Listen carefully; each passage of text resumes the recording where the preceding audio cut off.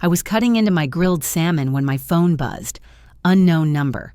The text made my blood freeze. "Don't react, they're recording you." My mother-in-law, Margaret, was mid-sentence about the new community center. I forced my smile wider, nodding as if nothing happened. But my eyes swept the elegant dining room of their estate, the antique mirror behind my father-in-law, Gerald, the ornate chandelier above, my sister-in-law, Diane's perfectly manicured hands gesturing too enthusiastically. Something was terribly wrong. My fingers trembled as I placed my phone face down on the pristine white tablecloth. Margaret's voice continued its melodic rise and fall, describing the charity gala she was organizing for the new pediatric wing at Riverside Hospital. I took a slow sip of water, using the moment to scan the room more carefully. "Aileen, dear, you're being awfully quiet." Margaret observed her gray eyes sharp despite her warm tone. "Is everything all right?" "Just enjoying this wonderful meal," I replied, gesturing to my plate. "The salmon is perfectly cooked." Nathan, my husband of 3 years, reached over and squeezed my hand. His touch was meant to be reassuring, but today it felt different. Was he part of whatever this was? No. I couldn't think that way. Not about Nathan. Gerald cleared his throat, the sound commanding attention as it always did. At 68, my father-in-law still carried himself like the banking executive he'd been for 40 years. "Nathan tells us you've been working on that new marketing campaign for the Fletcher Foundation." "Yes, we're launching next month." I kept my voice steady while my mind raced. The centerpiece caught my attention again, an elaborate arrangement of white orchids and roses. Beautiful, but something seemed off about the way the flowers were positioned. Then I saw it. Nestled between 2 orchids barely visible was a tiny black lens, no bigger than a pearl. A camera. They were recording us right now.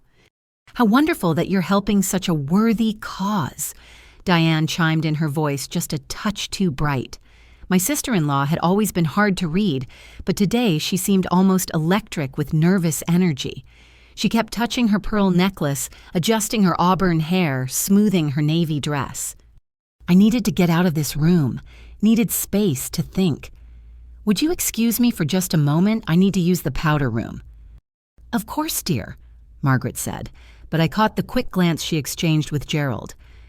The walk to the bathroom felt like miles. Their colonial-style home had always felt imposing with its high ceilings and formal furnishings, but today it felt suffocating. I locked the door behind me and immediately pulled out my phone. 99 missed calls, all from Grace. My best friend since college never called more than twice in a row. 99 calls meant something catastrophic. My hands shook as I scrolled through the text previews. "Call me now." "Aileen, where are you?" "Do not trust them." "Someone came asking about you." "This is serious, please." Before I could read more, a knock rattled the door. "Aileen." Diane's voice was syrupy sweet. "Everything okay in there? Mother's about to serve dessert and they have something special planned." Something special planned. The words sent ice through my veins. "Just freshening up," I called back, forcing lightness into my voice. "Be right out." I heard her heels click away on the marble floor. Quickly, I scrolled to Grace's most recent messages, but before I could read them, my phone screen went black. Dead. Which was impossible. I'd charged it fully before leaving home. Taking a deep breath, I studied my reflection. My dark hair was still neatly pinned back, my makeup unmarred despite the stress. I could do this. Whatever was happening, I could maintain the facade until I figured out their game. When I returned to the dining room, the atmosphere had shifted. They were all seated exactly as before, but there was an expectancy in the air like the moment before a thunderstorm breaks. "Perfect timing," Gerald announced, standing with his champagne flute. "We have some exciting news to share." Nathan shifted uncomfortably in his seat.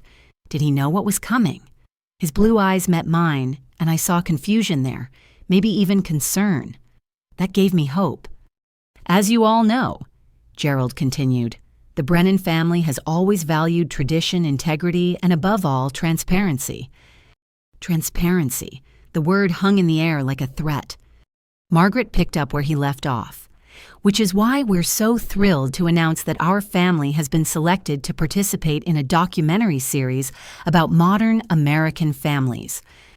A documentary Nathan's surprise seemed genuine. "Yes, darling," his mother beamed, focusing on how successful families navigate the complexities of modern life.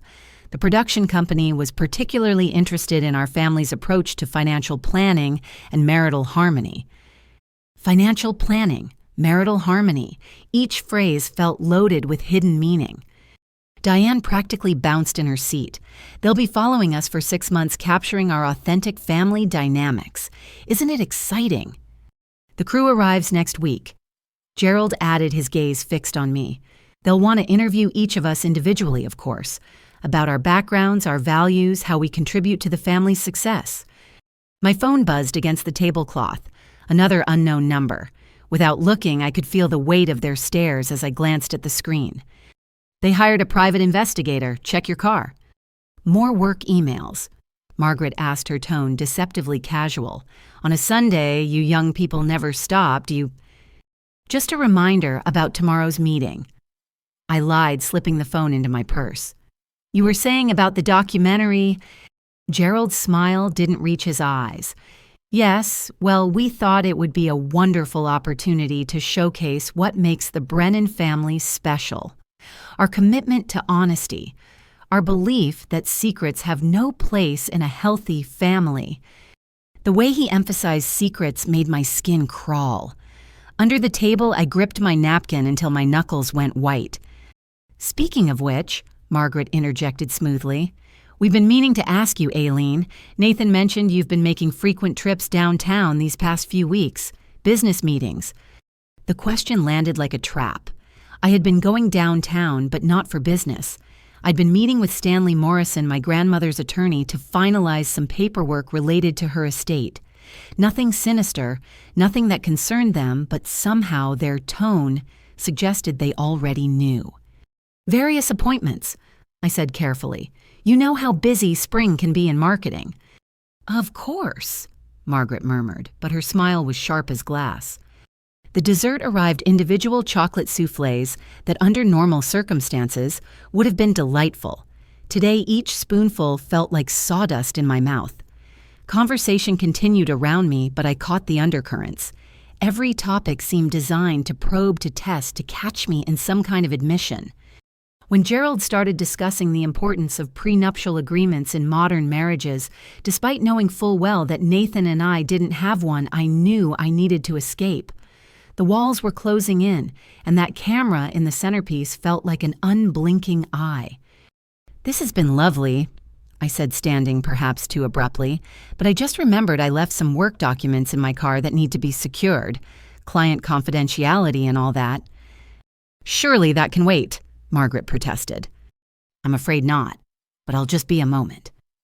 I kissed Nathan's cheek, noting how tense he seemed. "Why don't you tell them about the Henderson project while I'm gone?" Before anyone could object further, I was moving through their foyer past the grandfather clock and the oil paintings of stern-faced Brennan ancestors. My heels clicked against the tile as I pushed through the heavy front door into the afternoon air. The driveway held our cars like a small fleet, Gerald's Mercedes, Margaret's Lexus, Diane's BMW, and our more modest Honda Accord. I moved quickly to our car, unlocking it with shaking hands. At first, everything looked normal, but the text had been specific. "Check your car." I ran my hands under the driver's seat, feeling along the edges. Nothing. Then under the passenger side, where my fingers hit something that shouldn't be there. A small black device no bigger than a matchbox attached with industrial-strength magnet. A GPS tracker. My heart hammered as I continued searching. Behind the rearview mirror, I found another device, this one with a tiny microphone attached. They weren't just tracking where I went, they were listening to every conversation. But it was what I found in the glove compartment that made my blood run cold. A manila envelope, one that definitely hadn't been there this morning. Inside were photographs time-stamped and crystal clear. Me entering Stanley Morrison's law office building. Me leaving 45 minutes later. Me at the coffee shop afterwards studying documents. Me at the bank the following day. They'd been watching me for weeks. The final photo showed me in Stanley's actual office, taken somehow through the window. It was grainy, but clear enough to see the papers on his desk, the folder marked Elizabeth Hartley Estate, visible in the corner. They knew about the inheritance. Somehow they knew about the money my grandmother had left me. Money I hadn't told anyone about yet, not even Nathan, because I was still processing the loss, still trying to understand why Grandma Elizabeth had kept such a massive fortune secret all these years. My phone buzzed again. This time the message was longer. Get back inside before they get suspicious. Pretend you found nothing. I'll explain everything, but you need to survive this lunch first. They're planning something bigger than you know. Trust no one except Grace. Patricia. Patricia. I didn't know any Patricia. Hands trembling, I replaced everything exactly as I'd found it. Whatever game my in-laws were playing, I was already 3 moves behind. But I'd learned something valuable. They thought they were hunting me. They had no idea they'd just revealed themselves as the predators. I slipped back into the dining room with what I hoped was a casual smile. The chocolate souffle at my place had deflated into a sad puddle, but no one had cleared the plates. They were all waiting, watching me with an intensity that made my skin prickle. "Everything's secure," Margaret asked, her tone light, but her eyes sharp as broken glass. "All handled," I replied, sliding into my seat. The chair felt different now, like sitting in a witness box. Nathan reached for my hand again, but this time I noticed the slight tremor in his fingers. "You were gone a while." I was starting to worry. "Just needed to organize a few files." I squeezed his hand, searching his face for any sign of deception. His concern seemed real, but then again, I'd thought this whole family was real until 20 minutes ago. Gerald stood again, and I had to suppress the urge to flee. He commanded the room with the same presence that had built his banking empire, though I now wondered exactly how that empire had been constructed. "Since we're all here," he began, his voice carrying that distinctive bourbon smoothness that had charmed investors for decades. "There's something specific we need to discuss, something that affects all of us, but particularly you, Aileen." My chest tightened. Here it was. The documentary producers were very thorough in their background checks. Margaret added, dabbing her lips with her monogrammed napkin. "Standard procedure," they assured us. They want to ensure all participating families meet their criteria for authenticity. Background checks. Nathan's voice carried an edge of irritation. "You didn't mention that before." "Oh, darling, it's nothing invasive," Diane said quickly, too quickly. "Just basic verification, educational history, employment records, that sort of thing." Gerald's gray eyes fixed on me like a predator tracking prey. Imagine our surprise when they informed us that certain financial discrepancies appeared in their research. The word discrepancies hung in the air like a noose. "I'm not sure what you mean," I said carefully. "Don't you?" Margaret's smile was razor thin. "It seems there have been some significant financial transactions in your name recently, transfers that Nathan knew nothing about." I felt Nathan stiffen beside me. His hand didn't leave mine, but his grip changed, becoming more of a question than comfort. Now. Gerald raised a hand as if calming children. "We're not making accusations. We're simply concerned. In a marriage, financial transparency is crucial. Secrets about money can destroy even the strongest bonds." "Which is why," Margaret continued seamlessly, "we were so relieved when the producers suggested including a financial counseling component in the documentary, a chance for young couples to demonstrate healthy financial communication." The trap was elegant, I had to admit. They'd boxed me in perfectly, refused to discuss it, and I'd look suspicious on camera. Admit to the inheritance, and they'd have their hooks in before I even understood what it meant. "I think there's been a misunderstanding," I began, but Diane cut me off. $3.2 million.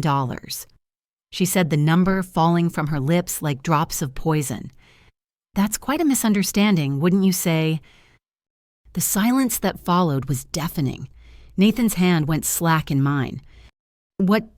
His voice was barely a whisper. "Your grandmother's estate. Gerald said, watching me with satisfaction. Elizabeth Hartley left you quite a substantial sum. You've been meeting with her attorney Stanley Morrison for the past 3 weeks. The probate cleared 10 days ago. I could feel the blood draining from my face. How could they know such specific details estate proceedings were private confidential? Unless... You seem shocked, Margaret observed. Surely you weren't planning to keep this from your husband indefinitely. The words stuck in my throat. How could I explain that I'd been planning to tell Nathan that I just needed time to process losing the grandmother who'd raised me after my parents died? How could I defend myself when they'd already painted me as the villain? $3 million. Nathan repeated, and I heard something break in his voice. You inherited $3 million and didn't tell me. Nathan, I was going to... When? The hurt in his eyes was genuine, and it cut deeper than any accusation. When were you going to tell me after you'd moved it all offshore, after you'd filed for divorce? What Nathan, no, the accusation hit like a physical blow. I would never... The investigators found some very interesting searches in your browsing history, Diane added with false sympathy. Divorce lawyers, asset protection strategies, offshore accounts. That's not true. But even as I protested, I remembered the strange glitches on my laptop recently, the way passwords seemed to stop working, forcing me to reset them. They'd been in my computer. They'd planted those searches. We're not here to judge, Gerald said magnanimously. We understand that large inheritances can be overwhelming. The temptation to protect assets to ensure financial independence, these are natural impulses. Which is why we're offering to help, Margaret added.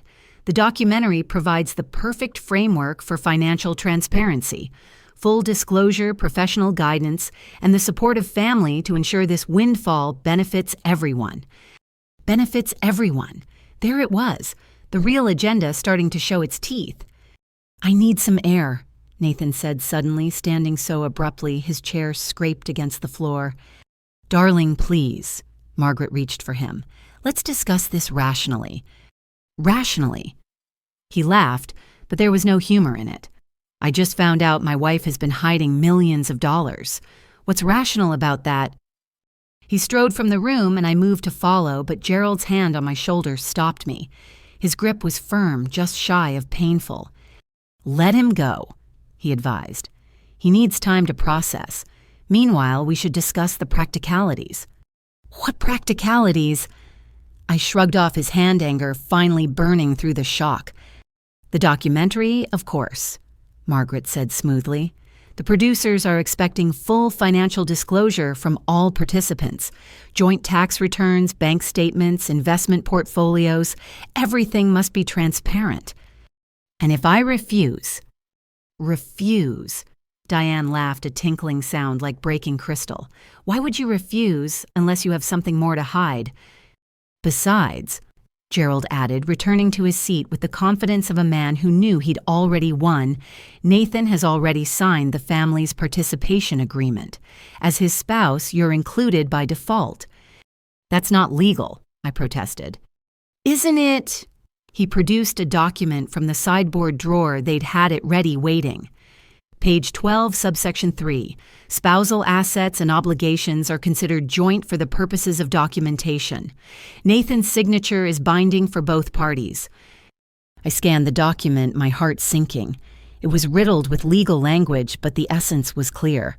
By signing, Nathan had given them access to everything.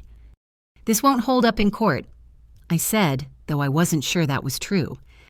Court. Margaret pressed a hand to her chest in theatrical shock.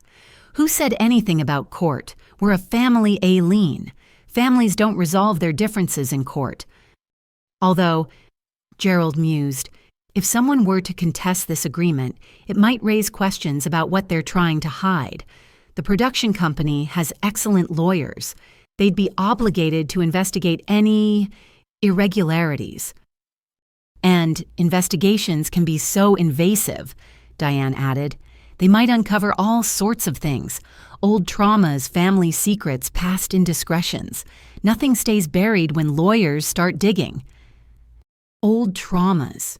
The phrase hit like a slap. Were they threatening to investigate my parents' death? The car accident that had orphaned me at 17. "What do you want?" I asked, abandoning all pretense. "Want..." Margaret's eyes widened in false innocence. "We want what's best for our family, for Nathan, for your marriage." "We want transparency," Gerald said firmly. "Full financial disclosure, joint management of assets, family involvement in major decisions." "You want my inheritance," I stated flatly. "How crude," Margaret murmured. "We want to ensure that Elizabeth's generous gift is used wisely, for the benefit of your marriage, your future children, the family legacy."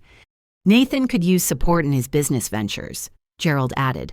$3 million could launch the expansion he's dreamed of, unless of course you were planning something else with the money. The irony wasn't lost on me. They were framing their greed as concern, their manipulation as love, and they'd trapped Nathan in the middle, ensuring that protecting my inheritance would look like betrayal. My phone buzzed. Another text from Patricia. "Don't sign anything. Stall. Help is coming." "I need to think," I said, standing on unsteady legs. "Of course," Margaret agreed readily, too readily. "Take all the time you need. The film crew arrives Thursday. That gives you 3 days to make the right decision." 3 days, Gerald repeated. "After that, the documentary moves forward with or without your cooperation, and incomplete financial pictures can look so suspicious on camera." I left them there, their satisfied smiles following me like shadows. In the hallway, I found Nathan sitting on the bottom step of their grand staircase, his head in his hands. "Nathan," I began, but he held up a hand. "Were you ever going to tell me," his voice was raw, "or was I going to find out when you served me papers?" "It's not what you think. I love you. The money doesn't change that." "Doesn't it?" He looked up and the pain in his eyes was real. $3 million, Aileen. That's not just money. That's freedom. That's choices. That's a whole life you could have without me. "I don't want a life without you," I insisted, sitting beside him. "Then why the secrets? Why the sneaking around? Why the private meetings with lawyers? How could I explain that I'd been trying to protect him, that something about his family had always felt off, and my grandmother's lawyer had advised discretion until everything was properly structured? How could I tell him I'd sense danger without sounding paranoid? "Your parents," I started carefully, "how much do you know about their finances?" He frowned at the apparent change of subject. "What does that have to do with anything?" "Just humor me. Your father's banking career, the retirement, the investments. Do you know specifics?" "Dad's always handled that stuff," he said slowly. "Why?" "Because I think your parents are broke," I wanted to say. "Because I think they see my inheritance as their life raft. Because there are cameras in the centerpiece and trackers in our car, and someone named Patricia is warning me to run." Instead, I said, "I think we need to be careful, both of us. Something about this documentary feels wrong." "Wrong?" He laughed bitterly. "What feels wrong is finding out my wife is secretly a millionaire." "Nathan, please, can we go home and talk? Really talk away from here?" He was quiet for a long moment, then nodded slowly. Yeah, let's go home." We gathered our things amid Margaret's protests about family unity and Gerald's reminders about Thursday's deadline. Diane hugged me goodbye, and I felt her fingers brush against my purse, checking for my phone. As we drove away in our bugged car, I kept my voice light, chatting about work and the weather while my mind raced. 3 days to figure out their plan, 3 days to protect my grandmother's gift, 3 days to save my marriage from whatever poison they were spreading. My phone lit up with another message from the mysterious Patricia. "Tomorrow noon, Rosewood Cafe on 5th. Come alone. Trust no one else. Your grandmother knew this day would come." I deleted the message immediately, my heart pounding. What had my grandmother known? What had she seen in the Brennan family that I'd missed? As Nathan drove in stony silence, I stared out at the familiar streets of our suburban neighborhood and wondered if anything in my life was actually what it seemed. The inheritance was real. My love for Nathan was real. Everything else was starting to feel like an elaborate performance, and I was the only one who didn't know my lines. That evening dragged like molasses. Nathan and I moved around our house like ghosts, neither quite able to bridge the chasm that had opened between us. He'd retreated to his office allegedly to work on blueprints for a client, but I could hear him pacing the floorboards, creaking out his agitation. I sat at the kitchen table staring at my laptop screen without seeing it. My mind kept circling back to those photos in the glove compartment. Professional quality, multiple angles. Someone had been following me for weeks, documenting my every move. The unknown number texted again at 10:30. Check under the driver's seat. Deep under. There's more. Nathan was in the shower. I grabbed a flashlight and slipped out to the garage, my heart hammering against my ribs. Our Honda sat innocently under the fluorescent lights, but now I saw it as a crime scene. I'd already found the GPS tracker earlier, but Patricia's message suggested I'd missed something. I contorted myself to reach deeper under the seat, my fingers scraping against metal and carpet until they hit something else. An envelope taped far back, where only someone looking hard would find it. My hands trembled as I opened it. More photographs spilled out, but these were different. These weren't surveillance shots of me. They were photos of Nathan, meeting with a man I didn't recognize outside a law office.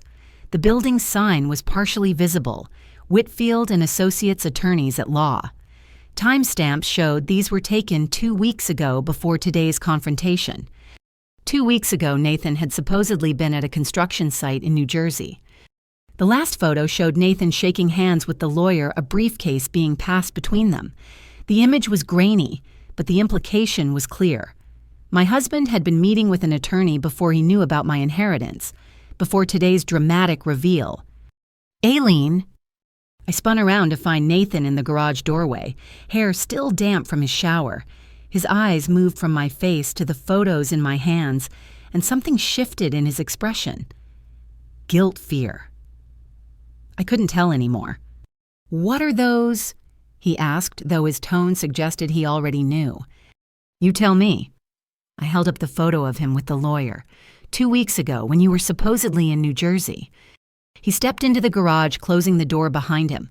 For a moment, we just stared at each other across the roof of the car that had been recording our conversations for God knows how long. "It's not what it looks like," he said finally. "Really? Because it looks like you were meeting with a divorce attorney while lying to me about where you were." "I wasn't. Yes, I met with Whitfield, but not for divorce." He ran a hand through his wet hair, leaving it standing in spikes. "Dad set up the meeting, said it was about estate planning, making sure we were protected." "Protected from what?" "From..." He paused, choosing his words carefully. "From financial complications. He said with the business expanding, we needed better legal structures. And you believed that..." "Why wouldn't I? He's my father, Aileen. He's always looked out for me." The naivety in his voice made me want to scream. "Nathan, there's a GPS tracker under our car, recording devices. Your parents have been surveilling us." "That's insane," he protested, but I was already pulling him around to the driver's side, showing him the tracker I'd found earlier. His face went pale in the harsh garage light. "What the hell?" "There's more. A recording device behind the rearview mirror." I showed him that too, watching his expression shift from disbelief to something closer to horror. "Why would they..." He couldn't finish the question. "The inheritance," I said simply. "Somehow they found out about my grandmother's money before either of us knew." "That's impossible. Estate lawyers don't share that information.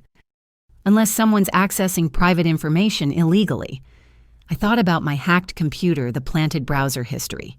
"Nathan, what exactly did you discuss with that lawyer?"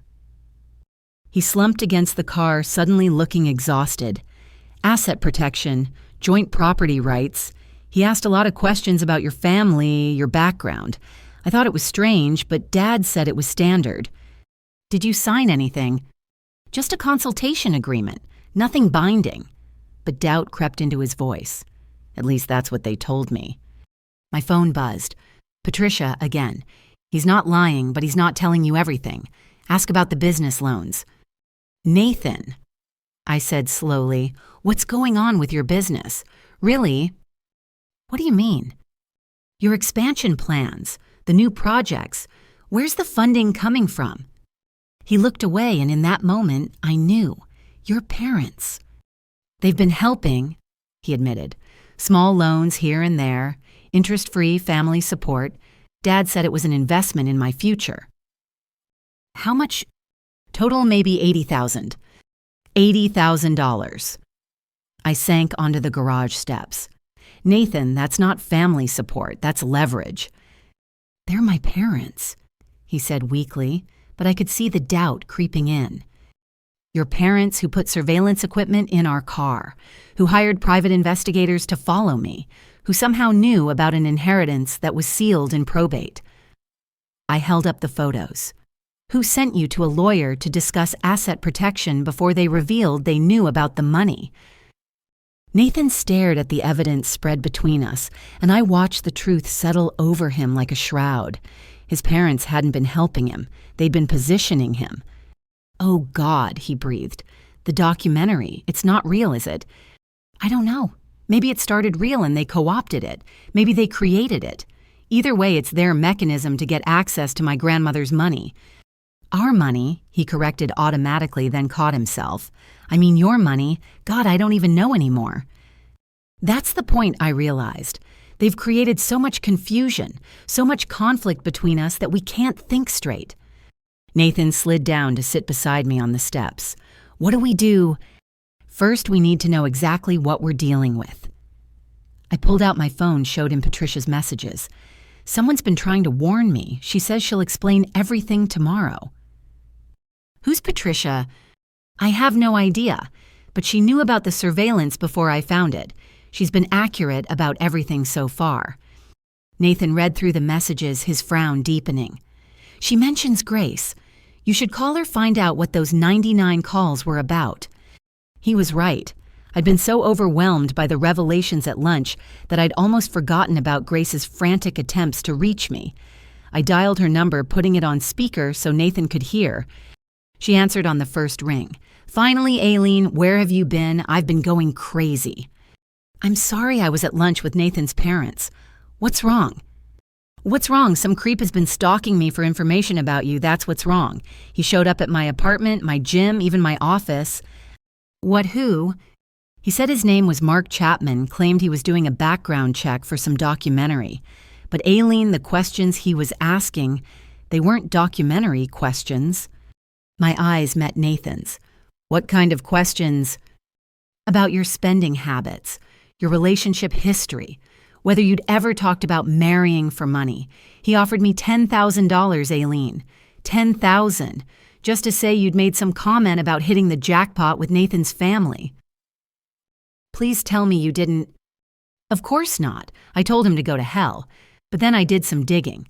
There is no Mark Chapman registered as a private investigator in the state. The business card he gave me. The company doesn't exist. Grace, I need you to listen carefully. Do you still have any recordings or evidence of these interactions? A pause. Actually, yeah. After the second time he approached me, I started recording on my phone, and I kept the business card, took photos of the check he tried to give me. Relief flooded through me. You brilliant paranoid woman. Paranoid Aileen, what's going on? Why are people investigating you? I gave her the abbreviated version, the inheritance, the surveillance, the family ambush at lunch. With each detail, Nathan's face grew paler. Holy hell, Grace breathed. This is like something out of a crime show. What are you going to do? I'm meeting with someone tomorrow who might have answers. Can you send me everything you have on this fake investigator? Already uploading to the cloud. Aileen, be careful. These people sound dangerous. After I hung up, Nathan and I sat in silence for a moment.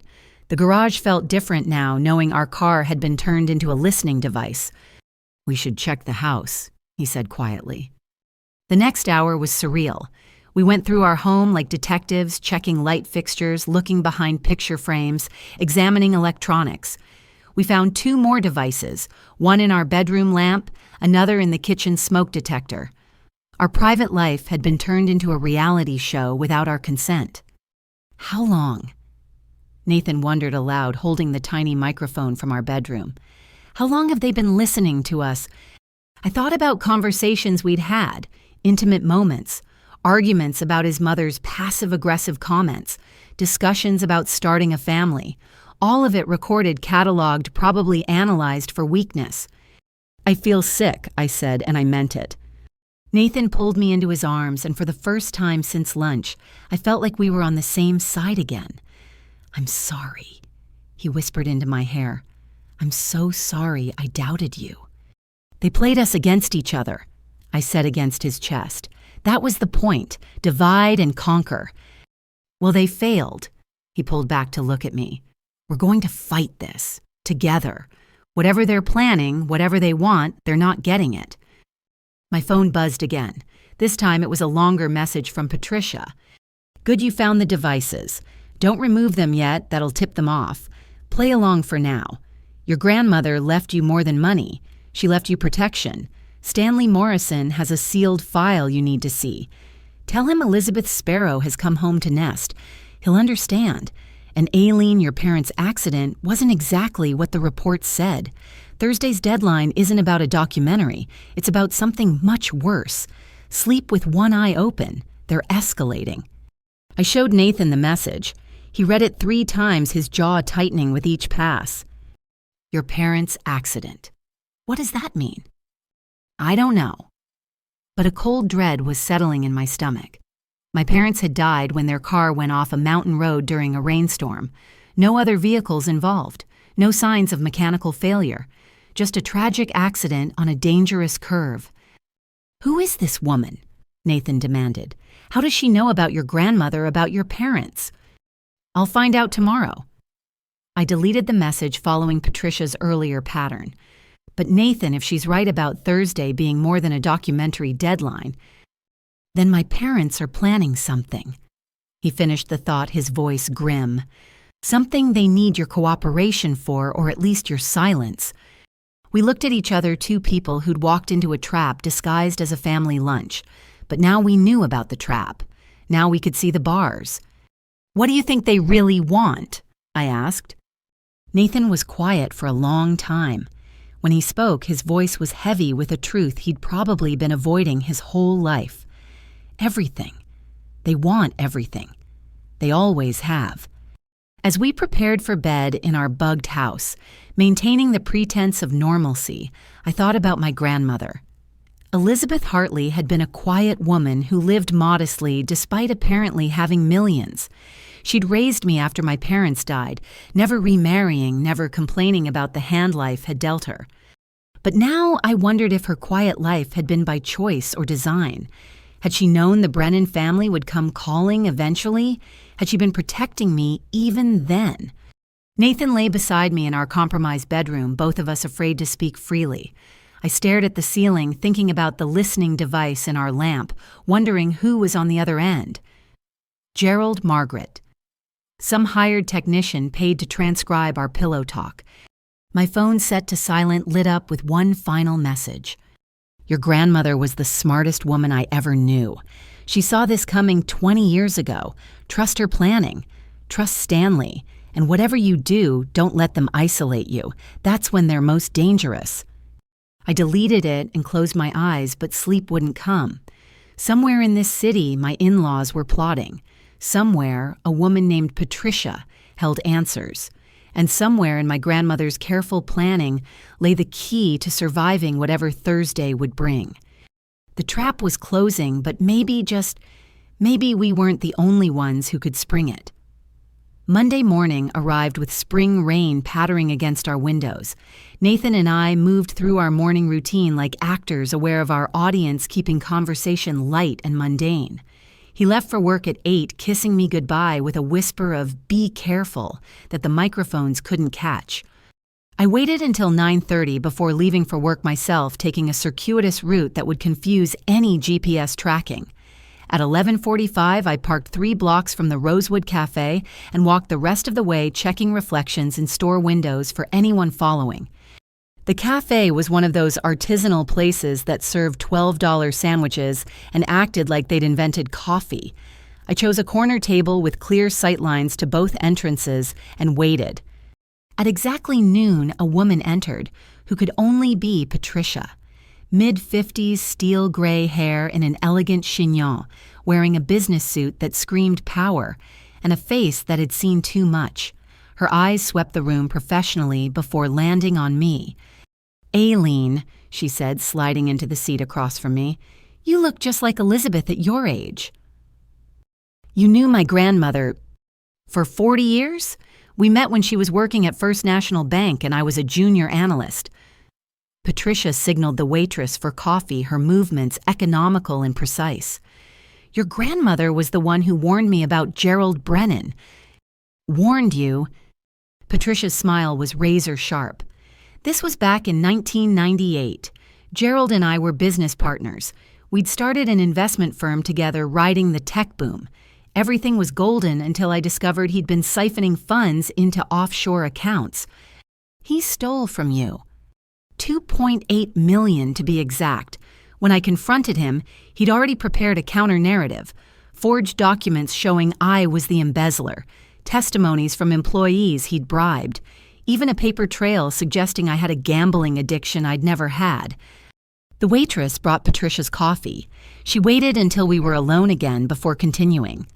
"Your grandmother was the forensic accountant the bank hired to investigate. She found the truth, documented everything. But before we could act, Gerald played his masterstroke. He'd been having an affair with my husband, had photos, videos, proof that would have destroyed my marriage and custody of my children in that era's courts. He blackmailed you." "Exquisitely. I could pursue justice and lose my family, or stay quiet and just lose my money." Patricia's fingers tightened around her coffee cup. "I chose my children. Gerald got away with it, used my money to build his banking empire, and your grandmother, she never forgot." "Why didn't she ever tell me about this?" "Because Elizabeth played the long game. She knew Gerald would eventually come for you once you were connected to money, so she prepared." Patricia pulled out a tablet, swiping to a document. "Your inheritance isn't just $3.2 million, Aileen. That's just what cleared probate publicly." My breath caught. "What?" "The real estate is held in trusts, multiple properties across 3 states. The investment portfolio is managed by a firm in Switzerland. The total value is closer to $18 million. 18, but that's impossible. Grandma lived so modestly." By design. She knew the Brennans had connections everywhere. The modest estate was bait small enough to seem manageable, large enough to attract their greed. Patricia's eyes glinted. She wanted them to show their hand. "You're saying my grandmother used me as bait?" "No. She prepared you as a warrior. There's a difference." Patricia pulled up another document. "This is a record of every interaction between the Brennan family and their victims over the past 25 years. Your grandmother compiled it meticulously." I scrolled through the list, my stomach turning. A dozen names, maybe more. Business partners who'd lost everything, employees who'd been framed for crimes, investors who'd been ruined, and beside each name amounts, assets absorbed, lives destroyed. "They're professional predators," I breathed. "With a very specific pattern. They identify targets with assets but no strong family protection. They integrate them into the family through marriage or business partnerships. Then they systematically isolate, compromise, and extract." "Nathan's not part of this," I said quickly. Patricia studied me. "No, I don't believe he is. Gerald's mistake was thinking he could control his son completely. Nathan's integrity is real, which is probably why they've kept him in debt and dependent." "The business loans." "Exactly. Gerald never gives without taking more. Those loans, I guarantee they have acceleration clauses, hidden penalties, personal guarantees that could strip Nathan of everything." My phone buzzed. Nathan, Mom just called. Family dinner tonight, mandatory. She sounded strange. They're escalating, Patricia observed, reading my expression. Monday dinner isn't their pattern. Something spooked them. What do I do? First, you visit Stanley Morrison. Your grandmother left specific instructions for this scenario. Second, you document everything. Third, you give them exactly what they expect to see a woman slowly cracking under pressure. And fourth, Patricia's smile was genuinely warm for the first time. Fourth, you spring the trap Elizabeth spent 20 years building. She stood to leave, then paused. Your parents' accident. October 15th, 2014. 3 weeks after your father refused to invest his tech company pension in one of Gerald's schemes. The brake line failure was ruled accidental, but the mechanic who inspected the car he left town suddenly came into unexpected money. The blood drained from my face. You're saying they murdered my parents. I'm saying your grandmother found evidence that concerned her enough to hire private security for you through college without telling you. I'm saying she spent years building legal protections you don't even know exist. And I'm saying Thursday isn't about a documentary. Then what? Power of attorney, conservatorship, something that gives them control. The documentary is just the pressure point, the public humiliation they'll threaten unless you comply. Patricia placed a business card on the table. My real name is Patricia Volkoff. I'm a federal prosecutor now. Your grandmother's evidence gave me a second chance at justice. When you're ready to fight back, call me. She left me there with the weight of revelations crushing my chest. My parents. My God, my parents. All these years thinking it was tragic fate when it might have been murder. My hands shook as I dialed Stanley Morrison's office. His secretary put me through immediately. Aileen, Stanley's voice was warm but urgent. I've been expecting your call. Can you come by immediately? Yes, Stanley, I need to tell you something. Elizabeth Sparrow has come home to nest. The silence on the other end stretched for 3 heartbeats. Then, I see. Take the service elevator when you arrive. My private office. Tell no one you're coming. I drove to his building in a haze, checking constantly for tails. The service elevator was hidden behind a maintenance door. Stanley was waiting when it opened, his usually jovial face serious. I hoped we'd never need to have this conversation, he said, leading me through a door I'd never noticed before into a smaller, more secure office. But Elizabeth insisted on preparing for every contingency. The room was lined with filing cabinets. A wall safe stood open, revealing stacks of documents.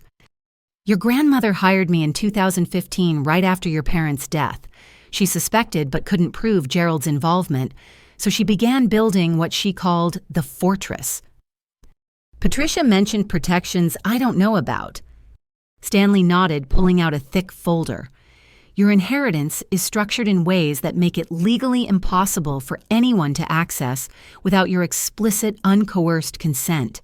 Multiple trusts, each with different triggers and protections.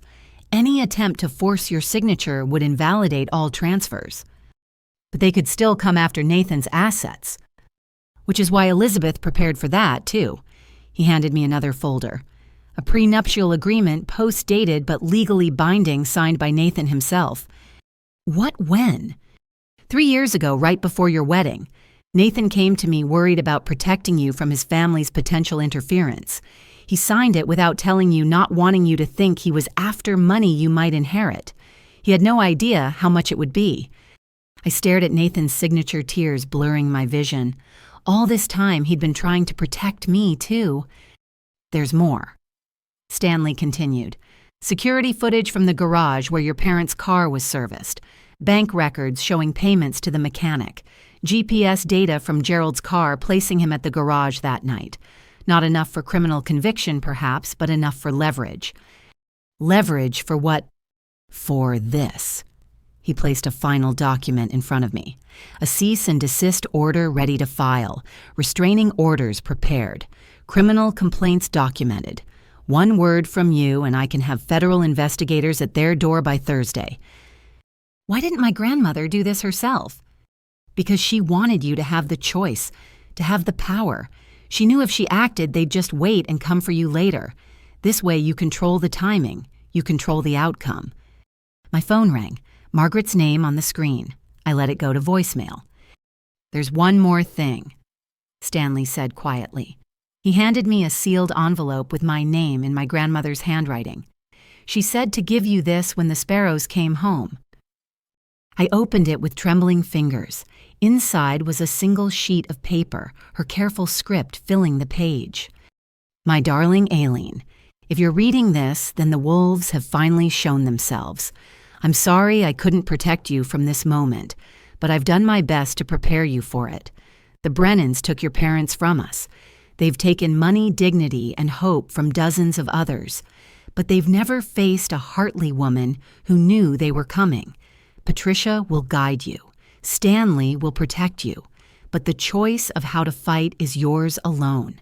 Remember, sparrows may be small, but they're fierce protecting their nest, and sometimes the smallest birds bring down the mightiest predators. All my love and faith. Grandma. P.S. Check your jewelry box. The emerald ring has more than sentimental value." I folded the letter carefully, my resolve hardening with each crease. "Stanley, I need copies of everything, and I need you to prepare those federal complaints. Not to file yet, but to have ready." "What are you planning?" "I'm going to dinner with my in-laws. I'm going to play the part they expect, and then I'm going to use my grandmother's fortress exactly as she intended." I stood feeling stronger than I had in days. They want my inheritance, let them come for it. They have no idea what Elizabeth Hartley left me.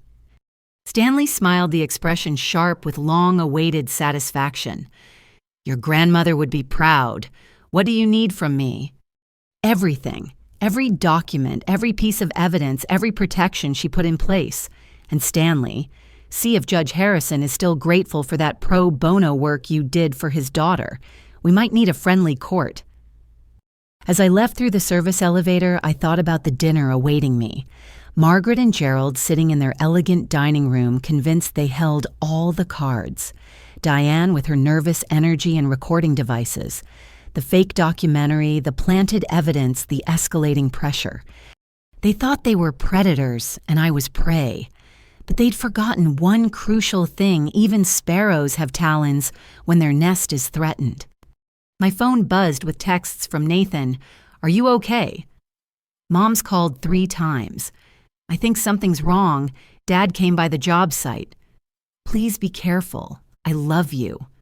I texted back, "On my way home. We need to talk before dinner. Really talk. I love you too." It was time to tell my husband everything. Time to show him the fortress my grandmother built and the army she'd assembled. Time to stop playing defense and start playing to win. The Brennans wanted a war. Elizabeth Hartley had made sure I was ready to give them one.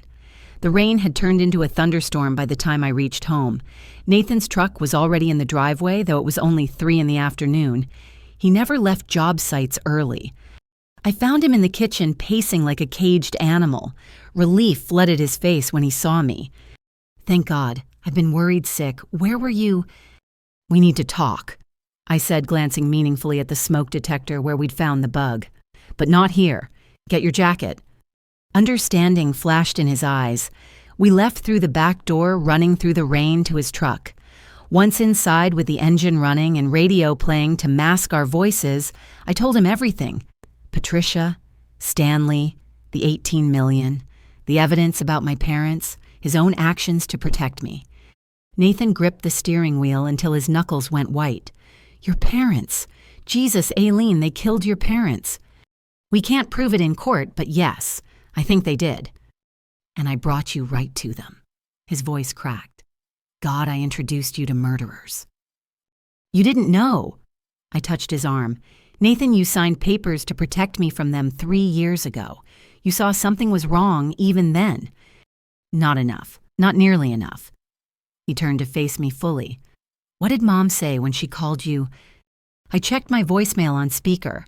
Margaret's voice filled the truck, sugary sweet with underlying steel. "Aileen, darling, I do hope you're feeling better after yesterday's revelations.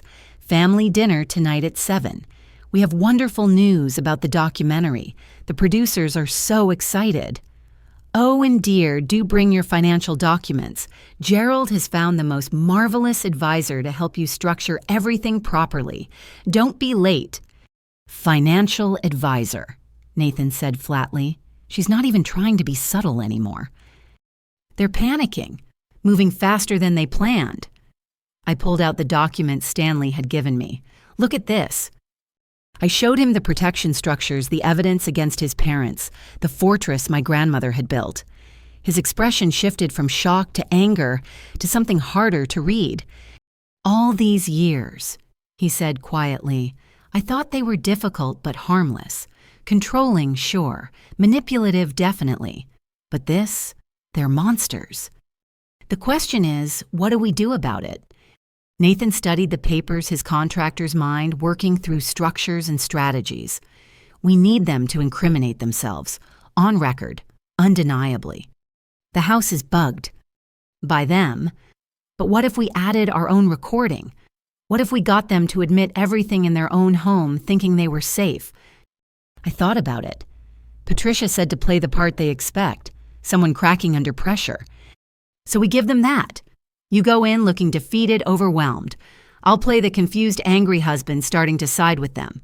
Get them comfortable. Get them talking. And record everything. Everything. His jaw set with determination. They want to destroy our marriage to get your money. Let's show them what our marriage is really made of. We spent the next hour preparing. Grace arrived at 4 with a bag of electronics recording devices far more sophisticated than anything the Brennans had planted. As a software engineer with a side interest in security, she was in her element. Fiber optic cameras.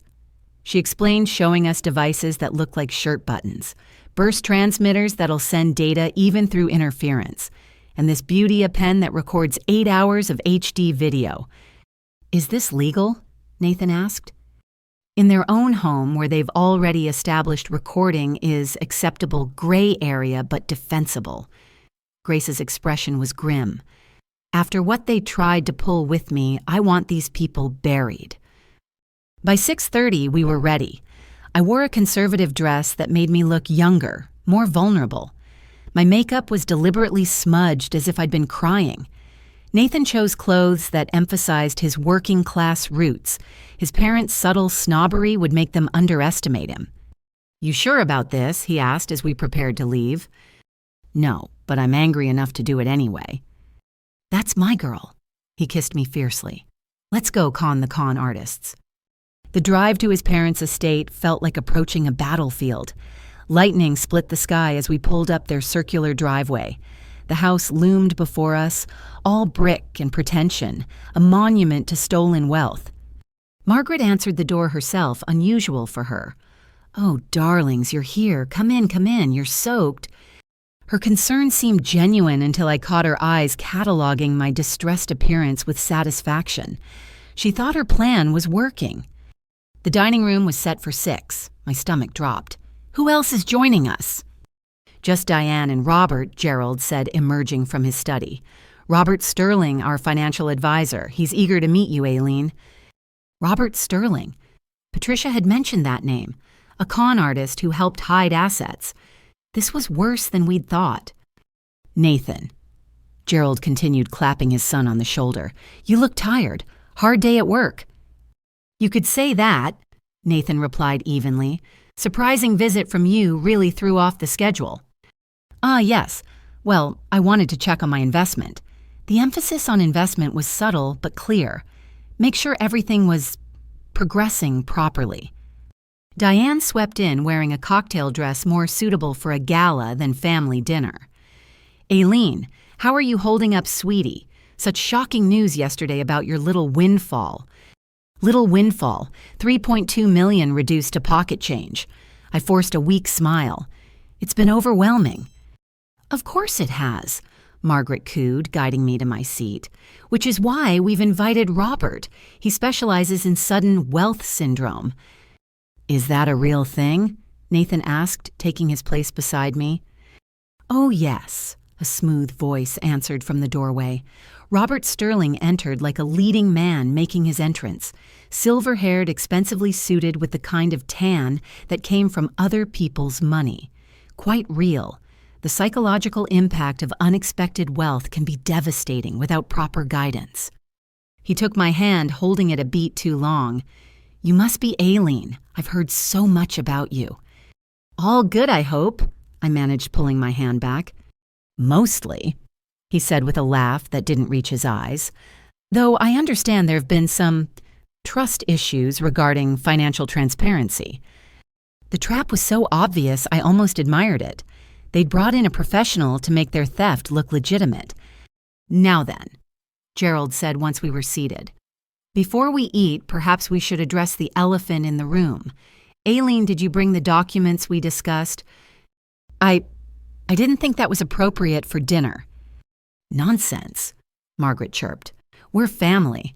Financial planning is just another form of caring for each other." "Speaking of family," Robert interjected smoothly, "I've prepared some preliminary structures that would protect everyone's interests. Joint trusts, managed accounts, investment vehicles that ensure family unity."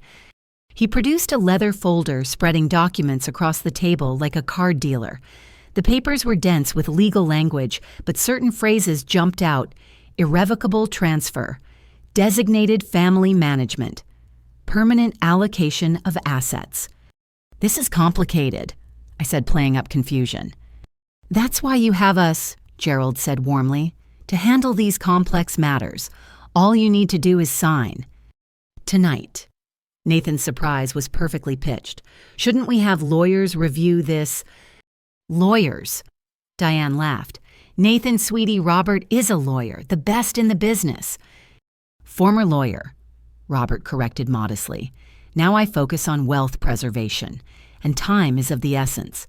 The documentary crew arrives Thursday. We need everything structured properly before then." "About this documentary," I ventured, "I'm still not clear on why our finances matter to a film." Margaret and Gerald exchanged glances. "Well, darling," Margaret began, "it's not just any documentary. It's specifically about wealth in modern America, how families navigate sudden fortune. The producers feel the Brennan family story, including your inheritance, perfectly illustrates their thesis, which is, that money without family wisdom leads to ruin," Gerald said solemnly. "They've documented dozens of lottery winners, tech millionaires, inheritors who lost everything because they didn't have proper guidance. But with family support," Robert added, "wealth becomes legacy. That's what we're offering here. A chance to be a positive example instead of a cautionary tale." The manipulation was masterful. Threats wrapped in concern theft disguised as protection. I let my shoulders slump, playing the overwhelmed inheritor perfectly. "It's just so much," I whispered. "I don't know what to do." "Of course you don't," Margaret soothed, reaching over to pat my hand. "That's why we're here, to take care of everything." "Mom," Nathan said slowly, "this feels rushed. Why can't this wait until after the documentary?" Gerald's face hardened slightly. "Because, son, the documentary is the deadline. They need to see unified family finances. Otherwise, they'll focus on the negative secrets division, the kind of scandal that could destroy reputations." "Whose reputations?" Nathan pressed. "All of ours," Diane said quickly. "The Brennan name means something in this community, in your business, Nathan. Imagine if clients thought you couldn't even manage your own wife's honesty." The threat was elegant. Comply or watch them destroy Nathan's business with innuendo and gossip. "I need some air," I said, standing unsteadily. "Of course," Margaret said. "Diane, why don't you go with her?" "No," Nathan said firmly. "I'll go." We stepped onto their covered patio, rain drumming on the roof. Nathan pulled me close, whispering directly in my ear, "They're getting desperate. That Sterling guy is sweating." He was right. For all his smooth talk, Robert had been checking his phone repeatedly, anxiety bleeding through his polished facade. 5 more minutes, I whispered back. Then we dropped the bomb. We returned to find them huddled in conversation that stopped abruptly. The documents were rearranged, new pages added. "Feeling better?" Gerald asked. "Actually, yes." I sat straighter, letting steel creep into my voice. Clear air helps with clarity. "Wonderful," Robert said quickly. "So shall we proceed with signatures?" "I have a question first," I said, "about the Hartley group." The room went still. Margaret's wine glass stopped halfway to her lips. "The Hartley group." Gerald's voice was carefully neutral. "My grandmother's investment firm, the one she used to investigate financial crimes." I smiled pleasantly. "Surely you remember Gerald, from 1998. Color drained from his face. "I don't know what you mean." "No, Patricia Volkoff remembers. She remembers $2.8 million. She remembers forged documents. She remembers everything." "Who's Patricia Volkov?" Diane asked, but her parents' expressions told her enough. "Just someone your father used to know," I said conversationally. "Someone who's now a federal prosecutor. Funny how life works out." Robert Sterling was already standing. "I think I should go." "Sit down," Nathan commanded with such force that Robert dropped back into his chair. "Nobody's going anywhere until we finish this conversation." "What conversation?" Margaret's voice had gone shrill. "What lies has this woman been telling you?" "Lies." I pulled out my phone, scrolling to the photos Patricia had shared. Like these documents showing embezzlement, these bank records, this evidence my grandmother spent 20 years collecting. "You're bluffing," Gerald said, but sweat beaded on his forehead. "Am I? Should we discuss October 15th, 2014, the mechanic who serviced my parents' car, the brake lines that just happened to fail? That was an accident." The words exploded from Margaret before she could stop them. The silence that followed was deafening. Even the rain seemed to pause. "How would you know that?" I asked quietly. "Unless you were involved." "I think," Robert Sterling said, standing again, "I really need to leave." "You leave when we say you leave," Nathan growled. "And right now you're going to explain exactly what my parents hired you to do." "I don't know what—" "The papers Sterling, the ones that would give them control of my wife's inheritance, the ones designed to look like estate planning but actually transfer ownership." Nathan's voice was deadly calm. "Explain, now." Robert looked between Gerald and Nathan, calculating odds. Then his shoulders slumped. It was supposed to be simple. Structure the assets so the family managed them. Standard practice for protecting wealth. Protecting it from who, I asked? From poor decisions, impulsive spending, divorce. Or from the rightful owner deciding not to share with thieves and murderers. "Now see here," Gerald started, but I cut him off. "No, you see here." I stood pulling out the recording pen Grace had given me and setting it prominently on the table. "Everything you've said tonight has been recorded. Everything you've done has been documented. And everything you've planned has been prevented." "Recording us in our own home," Margaret sputtered. "That's illegal." "Unlike planting bugs in our car, unlike hiring fake private investigators, unlike attempting to defraud me of my inheritance," I pulled out more documents, restraining orders ready to file, criminal complaints ready to submit, 20 years of evidence ready to present. Diane had gone pale. "Mom, Dad, what is she talking about?" "Shut up, Diane," Gerald snapped, then turned to me. "What do you want?" "What do I want?" I pretended to consider. "I want my parents back, but since you took that from me, I'll settle for justice." "You can't prove anything," he said desperately. "Can't I? Patricia Volkoff thinks otherwise.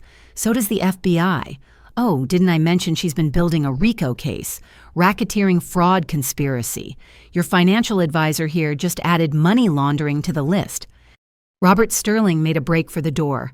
Nathan clotheslined him without standing up, sending him sprawling. "Stay put," Nathan advised mildly. "My wife's not done." "Here's what's going to happen," I announced. You're going to cancel this fictional documentary. You're going to remove every surveillance device from our property. You're going to forgive every loan Nathan owes. And you're going to stay away from us. Forever. You can't dictate terms to us, Gerald blustered. No. Then let me be clearer. I leaned forward. Option 1, you comply, and this ends quietly.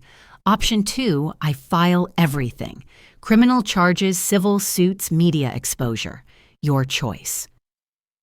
They'll never stick, Margaret said, but her voice shook. Maybe not all of them, but some will. And even if you beat every charge, the trials will destroy you. Your reputation, your finances, your freedom all gone, while lawyers feast on whatever's left. Please, Diane whispered, tears streaming. I didn't know. I swear I didn't know about any of this. I studied my sister-in-law. The nervous energy, the constant touching of jewelry, not excitement, but fear. She'd been terrified of her parents her whole life. I believe you, I said, finally, which is why you get a different choice.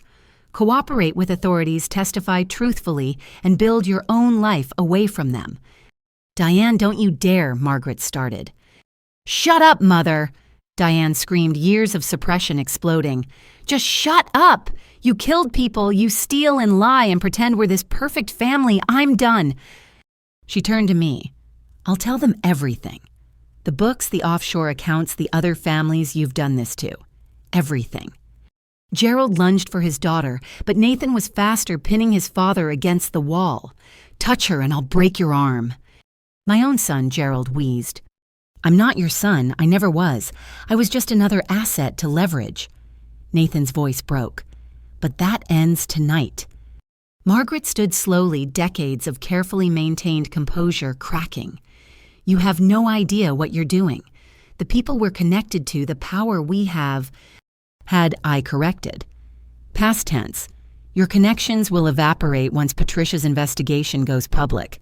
Your power was always stolen, and your time is up.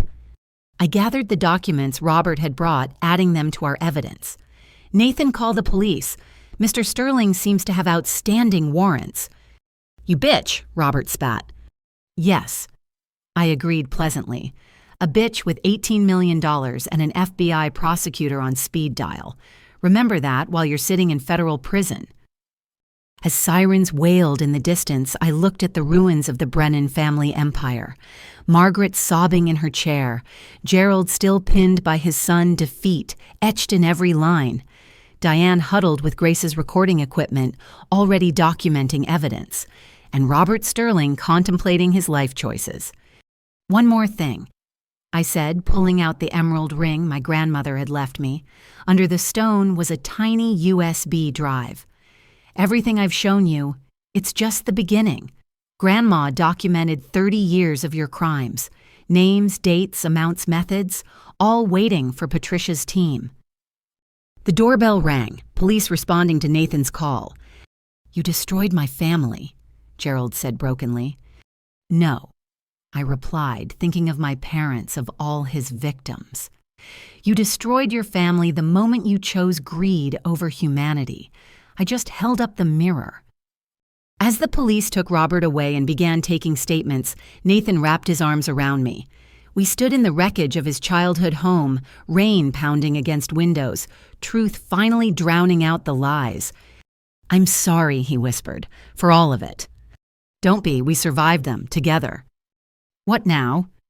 I looked at Diane giving her statement to an officer, at the documents that would reshape dozens of lives, at the man I loved who'd chosen right over blood.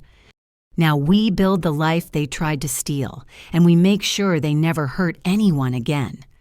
The fortress my grandmother built hadn't just protected me, it had given me the power to protect others.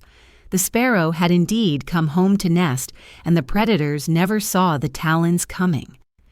Tuesday morning dawned clear, the storm having washed the city clean. Nathan and I sat at our kitchen table, surrounded by documents and cold coffee processing the previous night's implosion. The house felt different. Without the surveillance devices, we'd removed them all after returning home, no longer caring if the Brennans knew we'd found them. I can't believe it's over, Nathan said, rubbing his exhausted eyes. It's not, I warned, reviewing Patricia's latest email. Your parents are cornered animals now. That makes them dangerous. As if summoned by my words, Nathan's phone rang. His foreman, Mike. Boss, we got a problem. City inspector's here saying our permits are invalid. Wants to shut down the whole site. Nathan went rigid. What, those permits were approved months ago? That's what I told him, but he's got paperwork saying they were fraudulently obtained. Nathan, he's threatening criminal charges. My husband was already grabbing his keys. Stall him. I'm on my way. This is your father, I said. It wasn't a question. Has to be. Those permits were completely legitimate. He paused at the door. Will you be okay alone? After he left, I dialed Patricia's number. She answered on the second ring. I was expecting this, she said grimly. Gerald has connections throughout city government. He's trying to destroy Nathan's business as leverage. Can we stop it?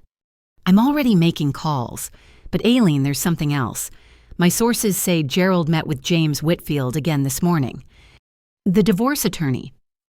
Yes, and this time he brought documents, signed documents.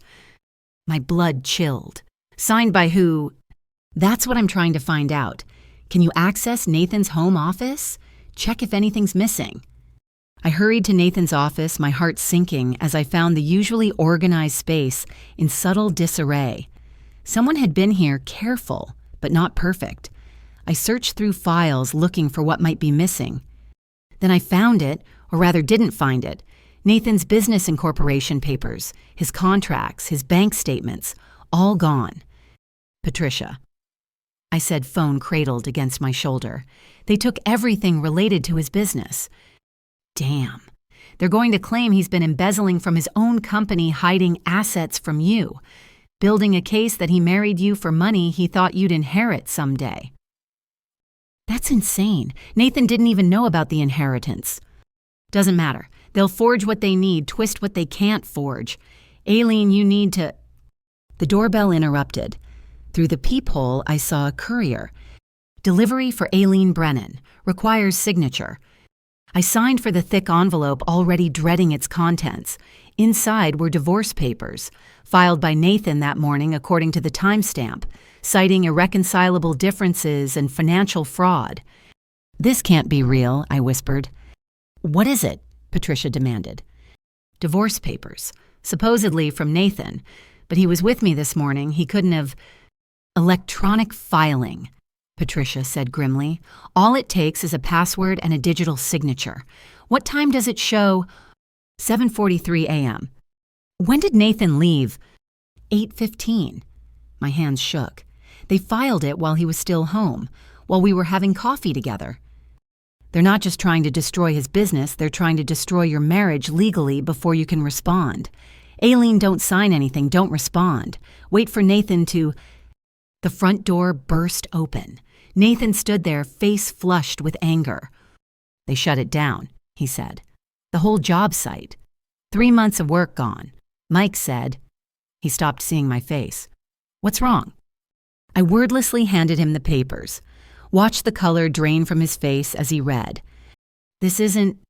I didn't... He looked up at me, horror in his eyes. Aileen, I swear to God I didn't file these. I know. I took his hand. Your parents did, electronically. This morning while you were still here. They have my passwords. Then understanding dawned. The laptop. Dad borrowed my laptop last month when his crashed. Said it was for an hour, but he had it overnight. They've been planning this for months, Patricia said through the speaker. Maybe longer. Nathan, check your email, specifically your sent folder. Nathan pulled out his phone, scrolling frantically. His expression grew darker with each swipe. Emails to Whitfield I never sent. Documents I never attached. Christ, there's a whole correspondence here about hiding assets, protecting myself from my gold-digging wife. His voice cracked. They've created an entire false narrative. There's more, I said quietly. Your business papers are missing. They're going to claim you've been embezzling. From my own company, to hide money from me, to protect assets in the divorce you've supposedly been planning. Nathan sank into a chair. My God, they're not just trying to steal your inheritance. They're trying to destroy me to get it. Destroying you is how they get it, Patricia explained. If you're facing criminal charges, if your business is ruined, if you're painted as a fraud who tricked Aileen, she'd get everything in a divorce. And a vulnerable, betrayed woman might be convinced to let family help manage her fortune. Except I'm not getting divorced, I stated firmly. They'll try to force it. Aileen, I need you both to come to my office immediately. Bring everything, documents, recordings, all of it. We need to file injunctions before...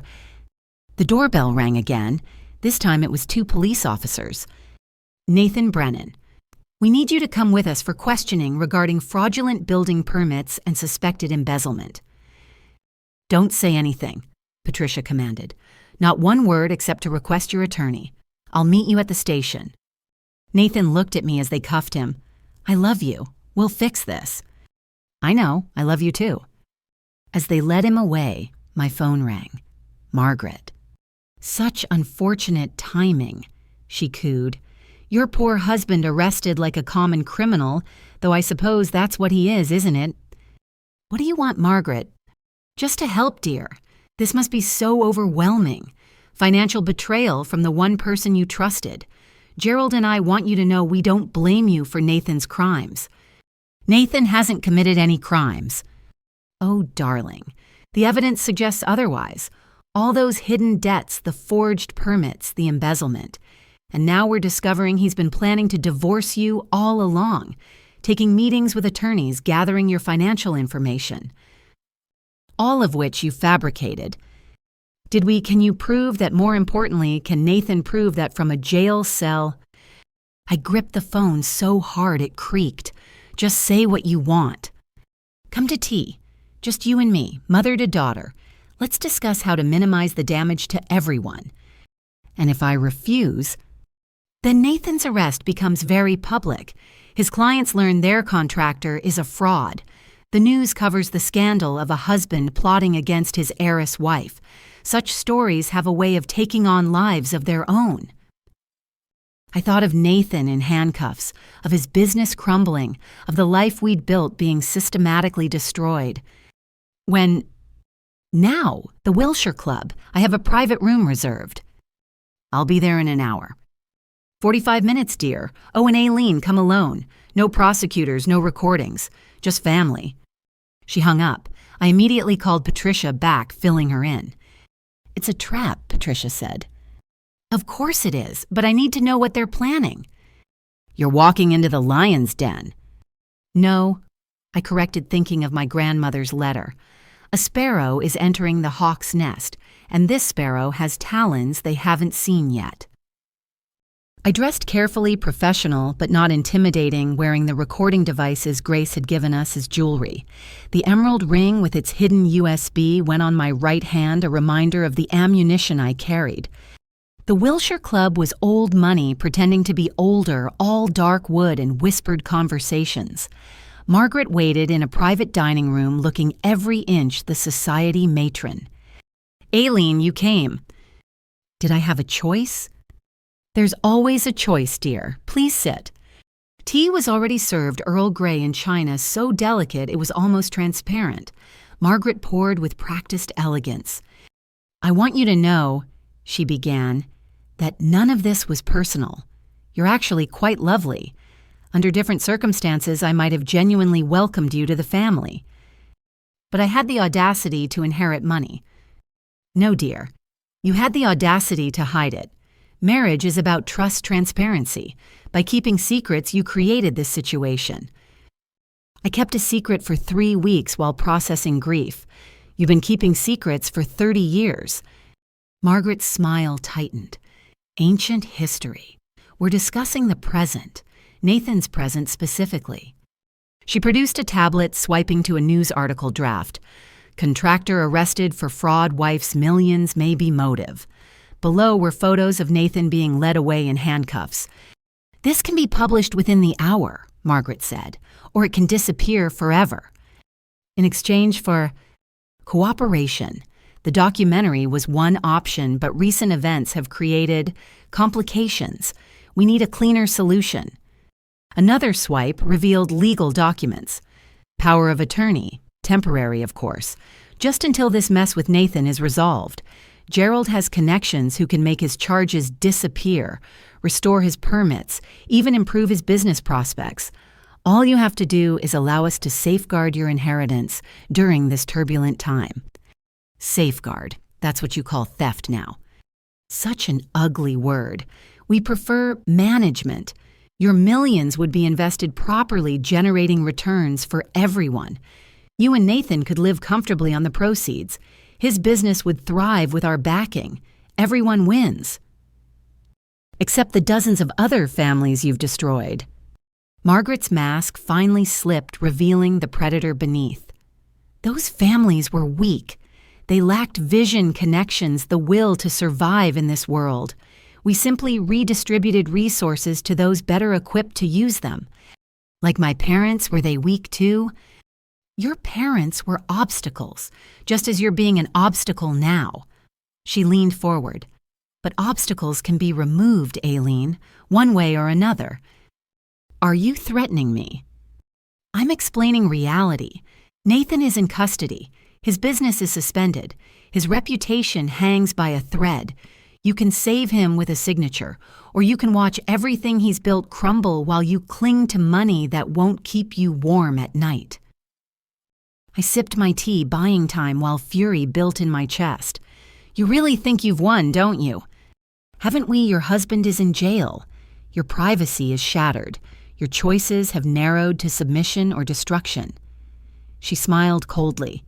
Even your grandmother, clever as she was, couldn't protect you from this moment. My grandmother, I said slowly, knew exactly what this moment would look like. She planned for it, prepared for it, just like she prepared for what happened to my parents. Something flickered in Margaret's eyes as I said ancient history. Is it because I have a mechanic willing to testify about who paid him to cut those brake lines?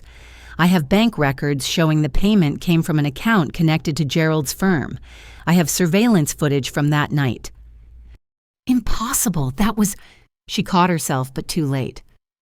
That was what Margaret, too, long ago, too carefully covered up.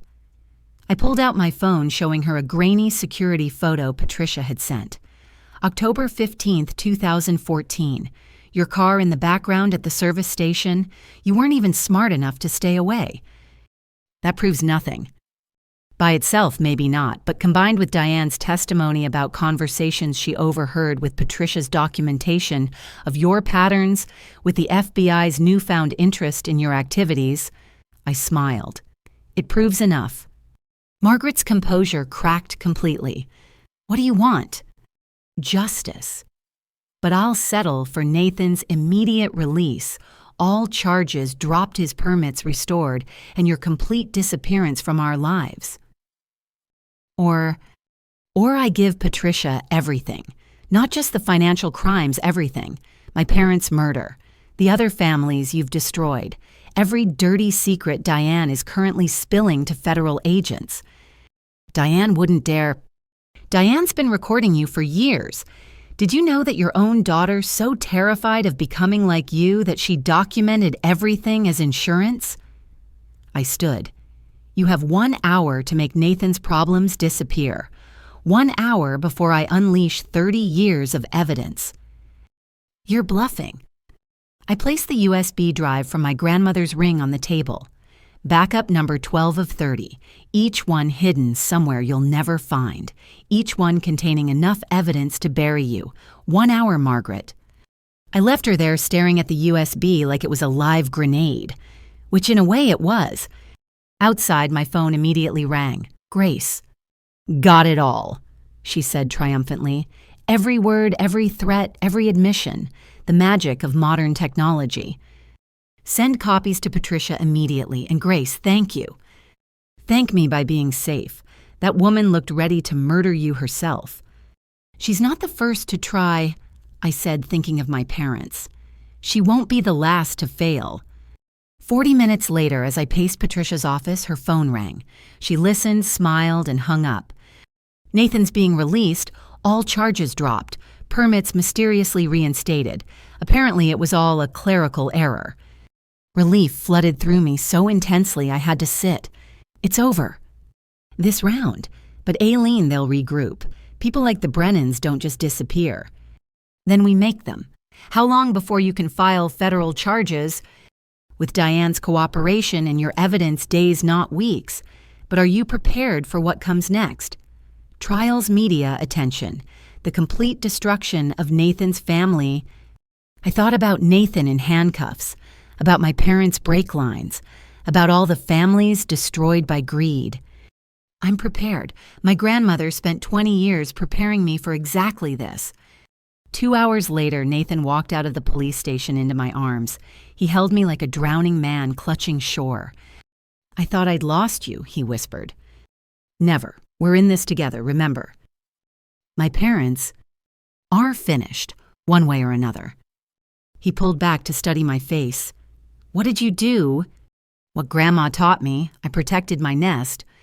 That evening, as we sat in our bug-free home planning our next moves with Patricia and Grace, my phone chimed. Unknown number. You think you've won, but this isn't over. Blood is blood, and Nathan will choose blood eventually. They always do. I showed Nathan the message. He took my phone, typed a response. I choose my wife. I choose truth. I choose the family we'll build over the one I was born into. And if you come near us again, you'll learn what real family loyalty looks like. He hit send, then blocked the number. No more. No more manipulation, no more threats, no more toxicity disguised as love. I kissed him, tasting freedom and fury and future all at once. The betrayal had been theirs, not ours. And now, finally, we could build something real from the ashes of their empire. Wednesday morning arrived with Grace at our doorstep, laptop bag slung over her shoulder and a grim determination in her eyes. I've been up all night, she announced, pushing past me into the house. You need to see what I found. Nathan emerged from the kitchen with coffee, which Grace grabbed gratefully. We gathered around the dining room table as she opened her laptop. After yesterday's drama, I did some deep diving into the fake PI who approached me. Mark Chapman or Marcus Chen or whoever he really is. Her fingers flew across the keyboard. He's connected to a whole network of fixers the Brennans have used over the years. She pulled up a complex web diagram showing connections between names, dates, and incidents. This goes way deeper than just your family, Aileen. They're part of something bigger. How much bigger? Nathan asked. At least 6 other wealthy families in the state. Similar patterns, sudden tragedies, contested inheritances, family members who signed away fortunes under duress. She clicked on a node. Evelyn Morrison, heir to a pharmaceutical fortune. Parents died in a boating accident, signed power of attorney to family friends the Brennans introduced her to. She lost everything within a year. Where is she now? I asked. Psychiatric facility. Has been for 3 years. Supposedly had a breakdown after losing her fortune, but... Grace pulled up medical records. The facility is owned by a shell company. Guess who's on the board? Robert Sterling, Nathan breathed. Bingo. She's been kept drugged and discredited while they drain what's left of her trust fund for medical expenses. My hands clenched. We have to help her. Already on it. Patricia has a judge ready to order an independent evaluation. Grace switched screens. But here's what's really interesting. Your fake PI, he made a mistake. She pulled up audio files. Remember I told you I recorded him? Well, he tried to bribe me multiple times. And one time he got sloppy. She hit play. Mark Chapman's smooth voice filled the room, making his pitch about the $10,000. But in the background, barely audible, was another voice. That's Gerald, Nathan said, sitting straighter. That's my father in the background. Grace smiled grimly. Voice analysis confirms it. Your father was present during at least one attempted bribe. That makes him directly liable for witness tampering. My phone buzzed, Stanley Morrison calling. Aileen, can you come to my office immediately? I've discovered something in your grandmother's files you need to see. We're on our way, I said, already standing. An hour later, we sat in Stanley's secure office as he spread documents across his conference table. Elizabeth left instructions that if certain conditions were met, specifically if the Brennans made direct moves against you, I was to open this section of her files. He handed me a thick folder. Inside were photographs, documents, correspondence dating back 40 years. Your grandmother didn't just investigate after your parents' death, Stanley explained. She'd been watching the Brennans since before you were born. I stared at a photograph of my mother, young and vibrant, standing next to Margaret Brennan at what looked like a charity function. They knew each other. Your mother was Margaret's college roommate, best friends for years until your mother discovered Margaret had been stealing from their sorority's charity fund. Stanley pointed to another document. Your mother reported it to the dean. Margaret was nearly expelled. So this is revenge, Nathan asked, incredulous. A 40-year grudge? Partly, but it became more when your mother married into money. The Hartley construction fortune was significant, and Margaret never forgave being cut off from that social circle. Stanley showed us more documents. She tried several times to reconcile, always with business propositions that would have given the Brennans access to Hartley assets. My parents always refused, I said, seeing the pattern, until Gerald made his final offer in 2014, a partnership that would have merged your father's tech company with one of Gerald's shells. Your parents saw through it, threatened to expose their previous schemes. So they killed them. The words tasted like ash. Elizabeth believed so. She spent years gathering evidence, but also protecting you. Did you never wonder why you got that scholarship to a college 3 states away? Why certain job offers came your way? Your grandmother was always guiding you, keeping you safe while she built her case. Grace's laptop chimed. Patricia's here. She says it's urgent. We buzzed her in. The federal prosecutor's usually composed face showed cracks of exhaustion and something else, excitement. Diane's been talking, she announced without preamble. For 14 hours straight. What she's revealed... Patricia shook her head. We're going to need a bigger task force. She pulled out her own laptop, connecting it to Stanley's conference room screen. The Brennans aren't just con artists. They're serial killers who use financial fraud as their weapon. The screen filled with a timeline. Names, dates, death certificates. 17 confirmed victims over 30 years. All wealthy, all connected to the Brennans socially or professionally. All died in accidents, after refusing business propositions or discovering their schemes. My legs went weak. Nathan guided me to a chair. 17, he whispered. That we can prove. Diane has receipts, recordings, even videos of her parents discussing solutions to problem people. Patricia clicked to another screen. She's been building her own insurance policy since she was 16 and overheard them planning a yacht accident for a business partner. Where are Gerald and Margaret now? Stanley asked. Under surveillance. They don't know how much we have yet. I want them to feel safe, maybe make more mistakes. Patricia turned to me. But I need your help for the next phase. Anything. The documentary crew, they're real. I've been in contact with them. They had no idea they were being used as leverage. In fact, they're horrified and want to help. They're proposing something unusual. Grace leaned forward. What kind of unusual... They want to continue with the documentary, but as an exposé. Hidden cameras recorded conversations catching the Brennans in their own words, with you as the bait. Absolutely not, Nathan said immediately. Hear me out. We'd have full surveillance federal agents as crew members. The Brennans still think they have leverage, still think they can salvage this. If they believe the documentary is moving forward, they'll try to use it to rehabilitate their image, I finished, or make one last play for the money. Exactly, and we'll be recording everything. I looked at the wall of evidence. 17 victims, my parents among them. All those lives destroyed for greed. When? Tomorrow, the original timeline. They're expecting you to crumble to come begging for Nathan's freedom, which they don't know he already has. Let them think their plan is working." "This is insane," Nathan protested. "You're asking her to walk back into danger." "I'm asking her to help us end this," Patricia corrected. "With the evidence we gather, we can put them away for life. Multiple life sentences." "I'll do it," I decided. "But only if Nathan's there, too.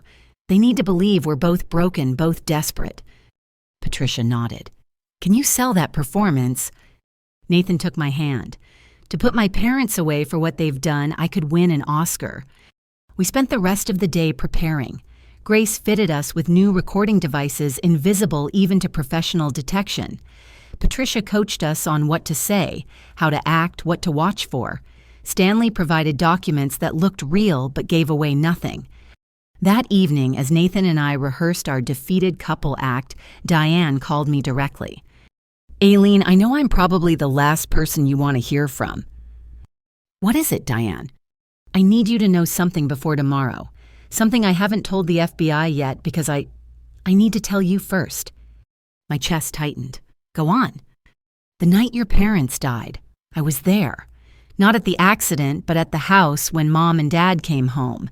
They were supposed to be at the theater, but they came back early. Their clothes were different and Mom was crying." I gripped the phone tighter. "What did you hear?"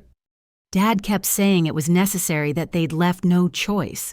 Mom said she could still hear the sound of—" Diane's voice broke. "Of the car hitting the guardrail. They followed your parents, Aileen. They watched them die." Rage flooded through me, so intense I couldn't speak. "I was 14. Diane continued through tears. "I was terrified.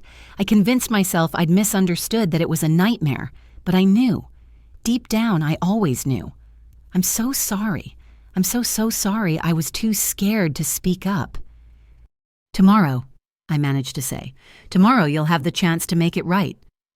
"I'll tell them everything, every detail, I swear." After she hung up, Nathan held me while I shook with fury and grief. "We're going to destroy them," he said quietly. "Completely and utterly destroy them. It won't bring my parents back." "No, but it'll stop them from taking anyone else's, and maybe that's the best justice we can get." That night, I dreamed of my parents. They were young, laughing at something my grandmother had said. The scene shifted, and I was showing them my wedding photos, introducing them to Nathan. They smiled and said they were proud of me, that I'd chosen well. I woke with tears on my face and Nathan's arms around me. Today we would walk into the wolves' den one last time, but this time we weren't sheep. We were hunters armed with truth and backed by the law. The Brennans thought they were predators. They were about to learn what it meant to be prey. Thursday arrived with clear skies and a sense of destiny as we drove to the Brennan estate for what would be the last time I touched my grandmother's emerald ring. "Ready?" Nathan asked. "I'd been ready for 30 years, I replied. I just didn't know it until now." The gates of the estate loomed before us. Behind them waited Gerald and Margaret, confident in their victory. They had no idea that their empire was about to crumble, that their victims were about to have voices, that justice was finally coming home. We parked and walked hand in hand toward the front door. The documentary crew's van was already there, cameras being unloaded. But hidden among the legitimate crew were federal agents, their own cameras recording everything. Margaret opened the door, her smile triumphant. "Aileen, Nathan, so glad you could make it. Shall we begin?" "Yes," I said, matching her smile. "Let's begin the end." She didn't catch the meaning, too drunk on her assumed victory to notice the steel in my voice. As we entered their home for the last time, I thought of my parents, of Elizabeth, of all the families destroyed by greed. Today, the sparrows would finally bring down the hawks. The Brennan living room had been transformed into a makeshift studio. Professional lights created pools of brightness against shadows, cameras positioned at multiple angles, and crew members bustled with practiced efficiency. What Margaret and Gerald didn't know was that half of them were federal agents. "Isn't this exciting?" Margaret gushed, guiding us to a cream-colored sofa. "The producers are thrilled you've agreed to participate after all." She wore designer clothing and perfect makeup, every inch the society matron. Gerald sat in his leather wingback chair, the picture of patriarchal authority. They'd staged themselves as the concerned parents, ready to guide their wayward children. "Now then," the director said, stepping forward. I recognized him from Patricia's briefing, Agent Sarah Chen, undercover. "We'll start with some establishing shots, then move into the family discussion about financial planning and trust." "Perfect," Gerald said, smoothing his tie. "We have so much wisdom to share about maintaining family unity through financial challenges." Nathan's hand found mine on the sofa. To observers, we looked like a defeated couple seeking guidance. In reality, we were two people about to detonate 30 years of lies. "Let's begin with you, Mr. Brennan." Sarah said, cameras rolling. "Tell us about your philosophy on family wealth." Gerald launched into a practice speech about stewardship and responsibility. I watched him perform this man who'd murdered my parents, who'd destroyed dozens of lives preaching about moral obligation. "And when family members hide assets," Sarah prompted, "how does that affect trust?" "Devastating." Margaret interjected, her eyes finding mine. "Secrets in marriage, especially financial ones, can destroy everything. That's why we've always counseled transparency." "Is that why you put recording devices in our home?" I asked quietly. The room stilled. Gerald's smile flickered but held. "I'm not sure what you mean, dear." "The cameras, the microphones, the GPS trackers." I kept my voice level, confused rather than accusatory. "Nathan found them yesterday. We assumed they were part of the documentary preparation." Sarah, playing her role perfectly, turned to her crew with concern. "Did anyone authorize surveillance equipment?" A chorus of no's rippled through the legitimate crew members. The agent stayed silent, letting confusion build. "There must be some mistake," Gerald said smoothly. "We would never—" "But you did," Nathan interrupted, pulling out his phone. "I have pictures. Professional surveillance equipment installed weeks before any documentary was mentioned." Sarah turned the cameras more fully on Gerald. "Mr. Brennan, can you explain this?" There's clearly been a misunderstanding. Perhaps someone was overzealous about security, like the someone who hired Mark Chapman to bribe my friend."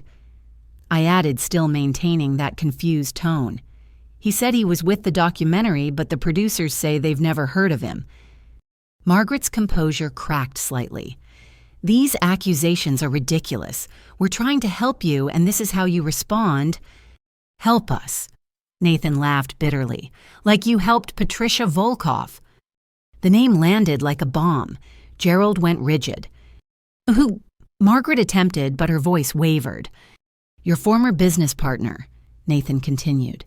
"The one you embezzled $2.8 million from in 1998. She sends her regards, by the way." "I don't know what game you're playing." "It's not a game," I said, finally letting steel enter my voice. "It's justice.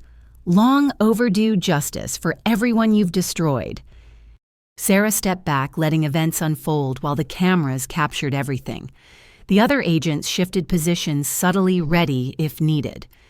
"We should stop filming," Gerald commanded, standing. "Oh, I don't think so," Sarah replied, dropping her director persona. "I'm Agent Chen, FBI. These cameras stay rolling." Margaret gasped. "FBI, this is entrapment." "This is consequence," I corrected. "Did you think you could murder my parents and face no repercussions?" "We didn't—" "October 15th, 2014. I recited. "You followed them to the mountain road. You watched their car go over. Diane heard you discussing it afterward." "Diane's disturbed," Gerald said desperately. "She's always made up stories." "Stories backed by evidence," Nathan added. "She's been recording you for 20 years. Every threat, every plan, every crime." The elderly couple looked at each other, decades of shared secrets passing silently between them. Then Margaret straightened the mask, dropping entirely. "You can't prove anything," she said coldly. "We've been too careful." "Have you—" Sarah pulled out a tablet. "Let me read you some of your own words, Mrs. Brennan. From Tuesday, September 10th, 2019. The Morrison woman won't be a problem much longer. Robert has arranged for her medication to be adjusted. A few months of the wrong dosage and she'll be completely discredited." Margaret's face drained of color. "Or this one," Sarah continued. "From December 3rd, 2014, the brake lines worked perfectly. Clean, no evidence, just like we planned." "Those recordings are illegal," Gerald blustered. "Made by your daughter in her own home where she lived as a minor," Sarah countered. "Perfectly admissible, as is the testimony she's currently giving to a grand jury." "Our own daughter," Margaret whispered. "She betrayed us." "You betrayed her the moment you made her an accomplice to murder through her silence." I shot back. A 14-year-old girl terrified of her own parents. "We gave her everything. You gave her trauma and complicity in crimes she was too young to process. You made her hate herself for decades." Nathan's voice was raw. "Just like you tried to make me complicit by involving me in your schemes." "You ungrateful—" Gerald started toward his son, but two agents stepped forward. "Mr. Brennan, I'd advise you to sit down," Sarah said calmly. "Any aggressive moves will add charges to an already substantial list." "Charges." Margaret laughed high and unhinged. "You think we'll just roll over. We have connections, lawyers, judges who owe us—" "All of whom are being investigated as we speak," Sarah informed her. "Your network is crumbling. Robert Sterling gave us names in exchange for a deal. Judge Morrison is already in custody. Your bought city officials are racing to confess first for leniency." The reality finally penetrated. Gerald sank back into his chair, suddenly looking every one of his 72 years. "It wasn't supposed to happen this way," he muttered. "We were building something, a legacy." "Built on blood," I said quietly. "My parents' blood, 17 other victims' blood." "They were weak." Margaret spat, her genteel facade completely gone. "They had resources they didn't deserve, couldn't properly utilize.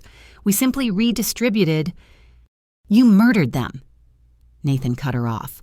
"Call it what it is. You're serial killers who used money as your weapon." "Your grandmother," Gerald said suddenly, focusing on me.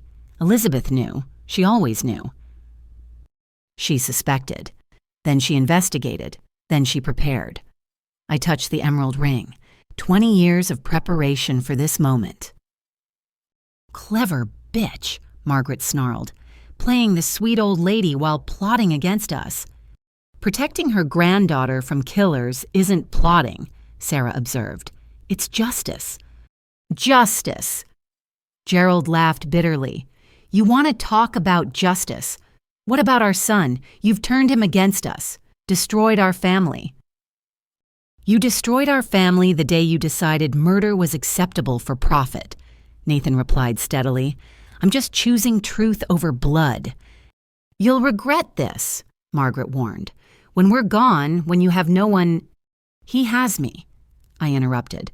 "He has the family we choose, not the one he was cursed with. He has friends who won't betray him, a business built honestly, a life without blood on his hands. And you." Gerald turned his venom on me. "You think you've won your precious inheritance will be tied up in lawsuits for years. Legal fees will drain it dry. You'll end up with nothing." "I've already won," I said simply. "My parents' killers will face justice. Future victims are saved. The money—" I shrugged. "Grandma left me something worth more than millions. She left me the truth and the tools to reveal it." Sarah stepped forward. "Mr. and Mrs. Brennan, you're under arrest for conspiracy to commit murder, financial fraud, racketeering, and numerous other charges that will be detailed at your arraignment." As agents moved in with handcuffs, Margaret made one last desperate play. "Nathan, please. We're your parents. Whatever mistakes we made, we love you." Nathan stood looking down at the people who'd raised him, used him, nearly destroyed him. "No, love doesn't manipulate. Love doesn't murder. Love doesn't treat family as assets to leverage. You don't even know what love means." "Please," Gerald begged as the cuffs clicked. "Don't let them do this." "I'm not letting them do anything. Nathan said firmly. I'm choosing justice over complicity, truth over comfortable lies, my wife and our future over your poisoned legacy. As the agents led them out, Margaret turned back one final time. You'll be alone, she hissed at Nathan. Blood is all that matters in the end. Then I guess I'll have to make new blood, Nathan replied calmly, with someone who actually knows how to love. The house fell silent after they left. The real documentary crew began packing up while agents collected evidence. Nathan and I stood in the room where he'd grown up, where he'd learned to walk, where his parents had systematically corrupted every pure thing. You okay? I asked softly. I should feel something, he said, looking around. Guilt, loss, regret, but all I feel is free. Is that wrong? They forfeited their right to your grief when they chose murder over morality, Sarah said, joining us. What you feel is normal for children of criminals who finally see justice. What happens now? Nathan asked. Trials, media coverage, probably years of legal proceedings. Sarah's expression softened. But also healing, building the life they tried to steal, becoming the people you choose to be, not the ones they tried to make you. We left the house for the last time as the sun set. Crime scene tape already decorated the entrance. Soon forensic accountants would dissect every transaction, investigators would catalog every crime, and the Brennan empire would crumble into evidence tags and case numbers. In the car, Nathan took my hand. Thank you for standing by me, for being strong enough to face them, for everything. That's what partners do, I said simply. We protect each other's nests. As we drove away, my phone buzzed with a text from Patricia. Sterling's testimony is devastating. We're looking at life sentences. You did it, Aileen. You got justice for your parents. I looked at Nathan, at the man who'd chosen right over easy truth, over family justice, over comfort. Then I looked forward toward the life we'd build on honest foundations. No, I said aloud. We did it. All of us who refused to let them win. The Brennan estate disappeared in the rearview mirror. Ahead lay depositions and trials, but also freedom, the kind of freedom that comes from facing the worst and surviving. The predators were caged, the sparrows were free, and somewhere I hoped my parents and grandmother were finally at peace. Friday morning brought a circus to our quiet neighborhood. News vans lined the street, reporters thrust microphones at anyone who ventured outside, and our phones rang nonstop with requests for interviews.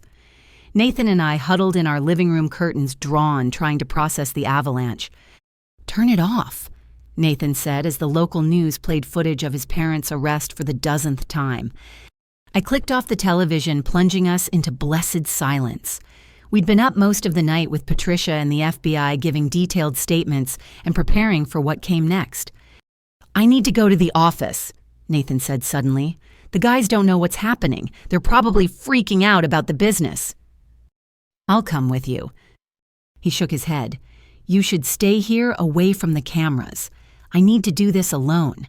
Face them, explain. See who's still willing to work for the son of murderers.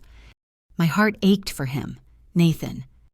It's okay, I knew this would be part of it. He kissed my forehead. I'll be back by lunch. After he left through the garage, avoiding the worst of the media, I sat in the quiet house feeling strangely empty. The fight was over, but the war was just beginning. My phone rang, Stanley Morrison. Aileen, can you come to my office? There's something else in your grandmother's files. Something she marked only after their arrest.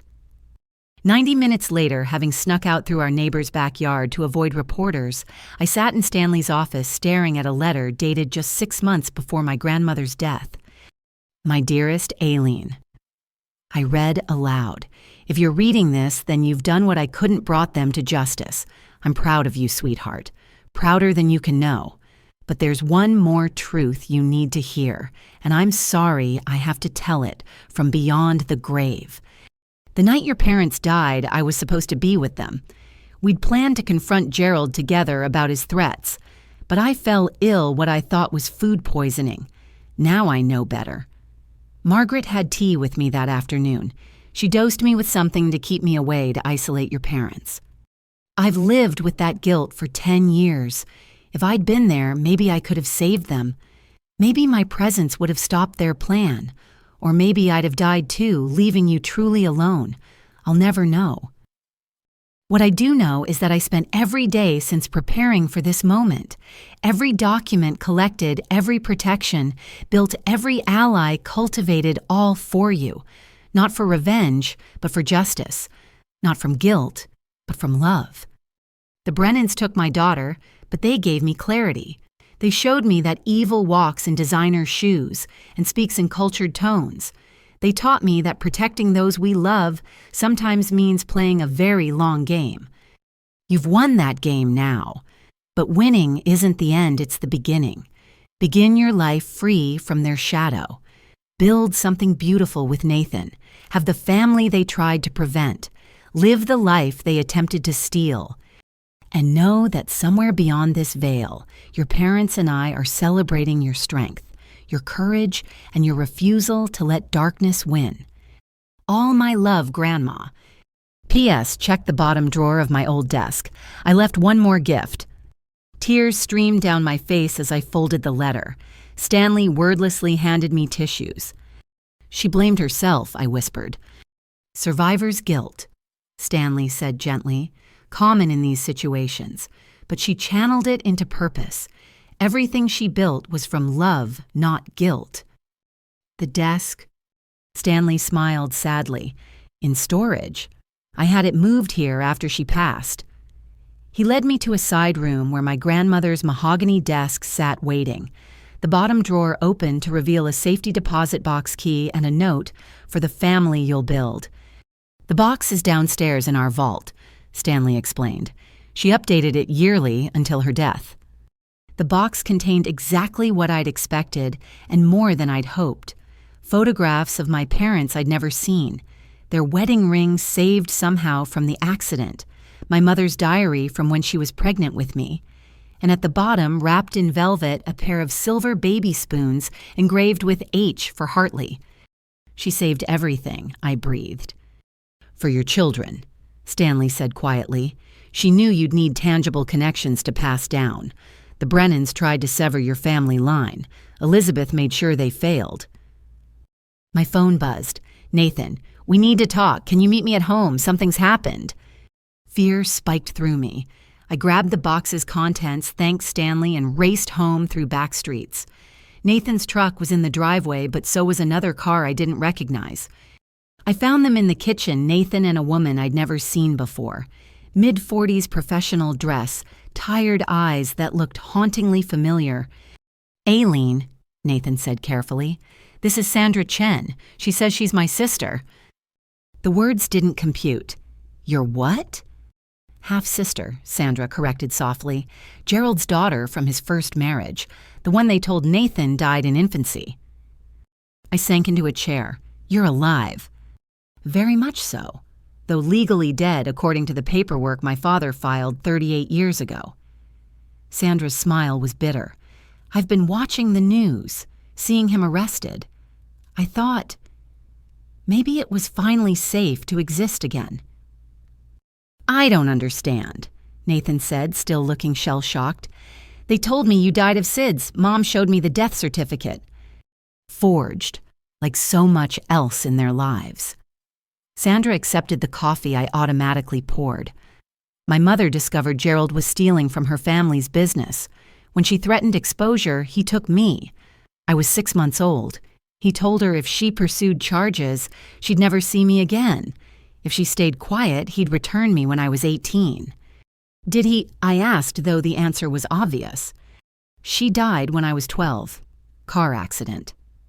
Sandra's tone suggested she doubted the accident part. I was raised by Gerald's cousin in Oregon, told my parents were dead. It wasn't until I turned 21 and inherited my mother's diary that I learned the truth. Why didn't you come forward? Nathan asked. With what proof Gerald Brennan, pillar of the community, versus the wild claims of a nobody? Besides, her voice dropped. I had my own family by then. 2 kids I couldn't risk, so I stayed dead and stayed away. But now he's exposed. Now there's proof of what he is. Now maybe I can help my brother understand he's not alone. She reached across the table, hesitating. If you want a sister who's been watching from afar, wishing she could warn you. Nathan took her hand, tears in his eyes. All these years I thought I was their only child, that all their expectations, all their poison landed on me alone. You were never alone, Sandra said firmly. I followed your life as best I could. Your marriage to Aileen gave me hope, finally someone who might help you break free. When I saw the news about the documentary, the arrest, I knew you'd done it. We did it, Nathan corrected, squeezing my hand. I couldn't have survived without Aileen. We spent the next hours sharing stories. Sandra told us about her life, a teacher married to a good man, 2 teenagers who didn't know their grandfather was alive, let alone a monster. Nathan shared his childhood, the pressure, the manipulation, the slow realization of what his parents truly were. There's something else, Sandra said eventually. Others like us, Gerald's victims' children, some who lost parents, some who lost fortunes, all damaged by the Brennan legacy. We've been in contact online, supporting each other. They want to meet you, Nathan, the son who finally stood up. A support group for our parents' victims. Nathan's laugh was hollow. God, what a thing to bond over. Survival, Sandra corrected. We bond over survival, and now justice. As she prepared to leave, promising to return tomorrow with photos and more stories, Nathan hugged his sister for the first time in both their lives. Thank you for staying alive, he whispered, for waiting until it was safe. Thank you for making it safe, she replied. After she left, Nathan and I sat in our kitchen processing yet another revelation. The Brennan crimes seemed endless tentacles, reaching across decades and states.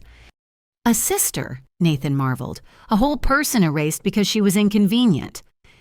Your father's first victim that we know of, I said. A baby stolen from her mother. Nathan's phone rang, his foreman, Mike.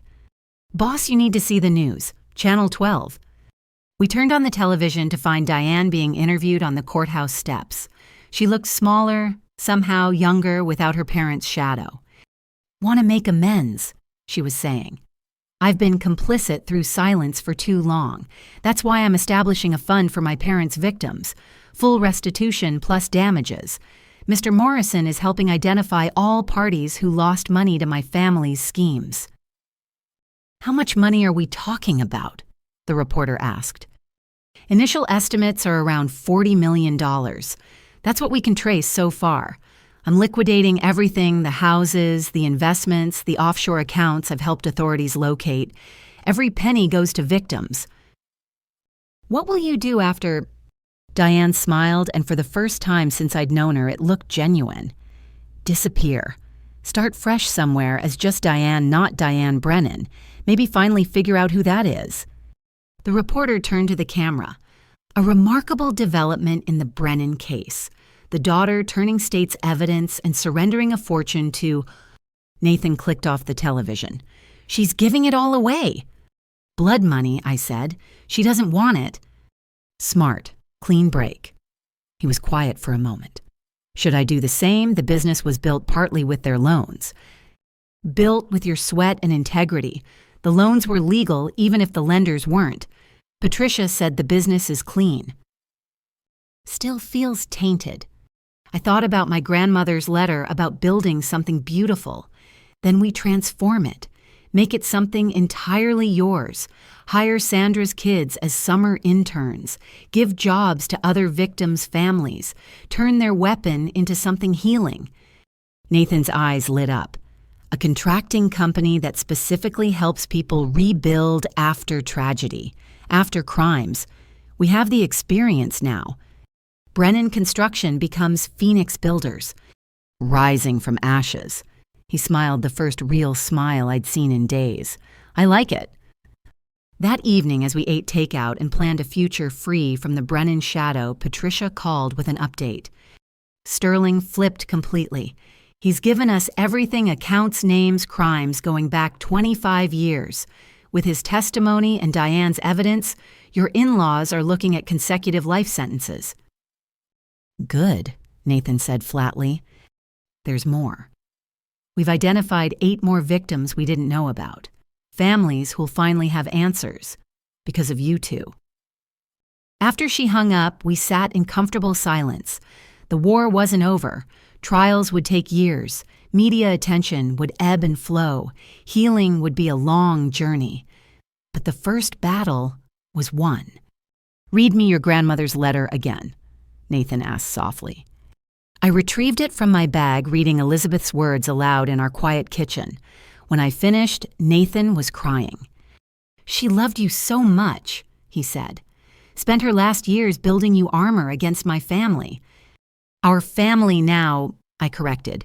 "You, me, Sandra, the one we choose." "The one we build." He pulled me close. "Think we can do it? Create something good from all this wreckage." I thought of my parents who died rather than compromise their integrity, of my grandmother who'd spent 20 years preparing for justice, of Sandra who'd survived erasure, of Diane choosing truth over comfort. "We already have," I said. "We already have." Saturday arrived with an unexpected calm. The media frenzy had shifted to the courthouse where Gerald and Margaret were being arraigned. Nathan and I sat on our back porch, sharing coffee and processing the whirlwind of revelations. "I can't stop thinking about Sandra," Nathan said, staring into his mug. "All these years I had a sister, someone who could have shared the burden, understood the madness." "Your parents stole that from both of you," I reminded him gently. "They stole so much from so many." He set down his coffee with sudden decision. "I need to talk to them." "Nathan, no. Not for them. For me. I need to look them in the eye and tell them exactly what they've lost. I need them to know that I know everything." His jaw set with determination. "I need closure." 3 hours later, we sat in a federal holding facility waiting room. Patricia had arranged the visit, though she'd advised against it. "You sure about this?" I asked for the 10th time. "No, but I'm doing it anyway." He squeezed my hand. "You don't have to come in." "Try and stop me." The meeting room was sterile, gray, bulletproof glass dividing visitors from inmates. When Gerald shuffled in wearing orange jumpsuit and shackles, Nathan inhaled sharply. His father had aged a decade. In 2 days, the powerful banker facade crumbled to reveal a bitter old man. Gerald picked up the phone on his side. Nathan did the same. "Come to gloat," Gerald's voice was hoarse. "Come to say goodbye," Nathan replied evenly, "and to tell you some things you need to hear." "I don't need to hear anything from an ungrateful—" "Sandra's alive." The words cut Gerald off mid-sentence. His face went white. "That's impossible. She died. You filed false death certificates and gave her to your cousin in Oregon. She's 43 now, 2 kids. Happy." Nathan leaned forward. "You stole my sister from me to punish her mother. Who does that?" "You don't understand," Gerald started, but Nathan kept going. 17 murders, Dad, that we know of. My wife's parents among them. You orphaned the woman I love because her father wouldn't invest in your schemes. Business requires difficult decisions. Murder isn't business." Nathan's control cracked. "It's evil, pure simple evil, and you dressed it up in expensive suits and charity galas. We built an empire. You built a graveyard. And for what money you're going to die in prison without touching power that evaporated? The second handcuffs touched your wrists?" Nathan shook his head. "Was it worth it?" Gerald's mask finally shattered completely. "You have no idea what it took to rise from nothing. Your mother and I started with scraps surrounded by people born into privilege. We had to take what they wouldn't give. By killing them. By being stronger than them?" Gerald slammed his free hand on the counter. "The weak deserve to lose to the strong. That's nature." "Then by your own logic," Nathan said quietly, "you deserve everything that's coming. Because you lost. To Aileen, to her grandmother's planning, to the truth. You were weak, and we were stronger." Gerald's mouth opened and closed soundlessly. "I'm changing my name," Nathan continued. I won't be a Brennan anymore. Your bloodline, your legacy dies with you and Mom. Sandra never used the name, and I'm abandoning it. You can't. I can. I will. I'm taking Aileen's name. Nathan Hartley has a nice ring to it. Don't you think the son of murderers dies today? The husband of a survivor begins. Your mother will be destroyed, Gerald tried desperately. At least see her, let her explain. Explain what? How she dosed Elizabeth Hartley with poison to isolate her targets. How she cried after watching my in-laws die. How she helped you steal a baby from her mother. Nathan stood. I've heard enough explanations for a lifetime. Nathan, please. Goodbye, Gerald. May you live long enough to understand exactly what you threw away for money. Nathan hung up the phone and walked out without looking back. I followed, my heart bursting with pride and pain for the man I'd married. In the parking lot, he leaned against our car and released a shuddering breath. I thought it would feel better, confronting him. How does it feel? Empty, like yelling into a void. He still doesn't think he did anything wrong. Sociopaths rarely do, Patricia said, approaching from her own car. But that wasn't about changing his mind. That was about you speaking your truth. Did it work? Nathan asked her. Patricia smiled grimly. Every word was recorded. His admission about taking what others wouldn't give will play beautifully in court. Thank you for that. I didn't do it for the case. I know, but justice takes many forms. She studied us both. You two did something remarkable. You ended a 30-year reign of terror. The victims I've spoken to, they're crying with relief. You've given them closure. What about our closure? I asked. That's harder. But it starts with this, with facing the monsters and refusing to become them, with choosing love over fear, truth over comfort. Patricia smiled more genuinely, and sometimes with unexpected gifts. Check your mail when you get home. Curious, we drove home to find a package on our doorstep. Inside was a photo album and a letter from Sandra. Dear Nathan and Aileen, I couldn't sleep after our talk. Kept thinking about all the years we lost, all the moments stolen. Can't get those back, but maybe we can share what we did have. These are photos from my life, the one Gerald tried to erase. My wedding, my kids' births, their school plays and soccer games. The life that exists because Mom chose my safety over justice. Not saying she made the right choice, just the only one she could live with. If you're willing, I'd like you to meet them. My kids. Your nephew and niece who don't know they have an uncle. They're good kids, nothing like the poison we grew up with. Maybe that's the real victory, raising children who'll never know that kind of darkness. My husband knows everything now. He's angry I kept it secret so long, but understands why. He wants to meet you too. Says anyone who stood up to Gerald Brennan is someone worth knowing. I know it's a lot. We're strangers who share blood and trauma. But maybe we could try being family. The real kind, not the Brennan kind. Your sister Sandra. P.S. My kids are 17 and 15. Old enough to understand, young enough to still want extended family. What do you think? Nathan traced the photos with trembling fingers, a life lived in shadows because of his father's cruelty. Children who looked like him around the eyes. A sister's wedding he should have attended. She wants to try, he said wonderingly. Do you? I don't know. Maybe yes. He looked at me. Is it wrong to want something good to come from this mess? It's the most right thing in the world. We spent the evening going through Sandra's photos, mapping a life that paralleled Nathan's, but free from the Brennan influence. Her children were bright-faced and happy, raised by a teacher and an engineer who'd built their family on love, not manipulation. That night, as we lay in bed processing the day, Nathan said quietly, I want to meet them, my nephew and niece, want to be the uncle they deserve. Then we will. And I meant it about changing my name, Nathan Hartley, using your family name. Our family name, I corrected. Though you know my grandma would have loved that, the boy who chose justice carrying forward the Hartley name. Think my parents figured out yet that their threat came true, that I chose blood, just not theirs? They'll know during the trial when you testify as Nathan Hartley. He smiled in the darkness. Good, let them choke on it. Sunday brought Sandra's family to our door.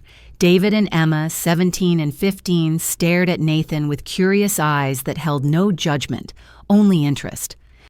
"So you're our uncle," David said. "The one who put grandfather in jail." "Grandfather," Nathan winced. "They told you—" "Mom told us everything yesterday," Emma said, "about why she had to hide why we couldn't know about you. It's messed up." "Language," Sandra warned gently. "But accurate," her husband Mark added. He was a solid man with kind eyes who shook Nathan's hand firmly. "Thank you for making it safe for my wife to exist openly again." We spent the day carefully building bridges. The kids were remarkably well adjusted, despite learning their family history included serial killers. They asked Nathan about construction, about meeting me, about everything except the darkness that connected them. "Mom says you're changing your name," Emma mentioned over lunch. "Can we come to the ceremony?" "Ceremony?" Nathan asked. "When someone chooses a new name, there should be witnesses," David said seriously. "People who recognize the change accept it. We'd like to be there if you want." Nathan's eyes filled. "I'd like that." As they prepared to leave, Sandra hugged us both. "Mom would have loved this," she whispered, seeing Gerald's son choose light. "She never got justice, but maybe this is better." "Your mother died in a car accident?" I asked carefully. Sandra's smile was sad and knowing. "So they say. Single car, perfect weather, faulty brakes. Sound familiar?" Another victim, another accident, another life Gerald stole. "We'll add her to the list," I promised. "Patricia's investigating everything now." "Thank you." Sandra squeezed my hands. "For loving my brother, for being strong enough to face them, for ending their reign." After they left, Nathan and I sat in our living room surrounded by evidence of the life we were building. Photos with Sandra's family, documents for Phoenix builders, plans for the future. "We're doing it," Nathan said softly, "building something good from the ashes." "Just like the Phoenix," I agreed. My phone buzzed, a text from Patricia. "Margaret's agreed to allocate. Full confession in exchange for possibility of parole after 25 years. She's going to detail every crime, every victim. Gerald's fighting, but her testimony will bury him. You won." I showed Nathan the message. He read it twice, then set the phone aside.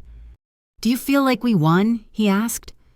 I thought about my parents gone forever, about Sandra's mother, another casualty, about 17 families destroyed for greed.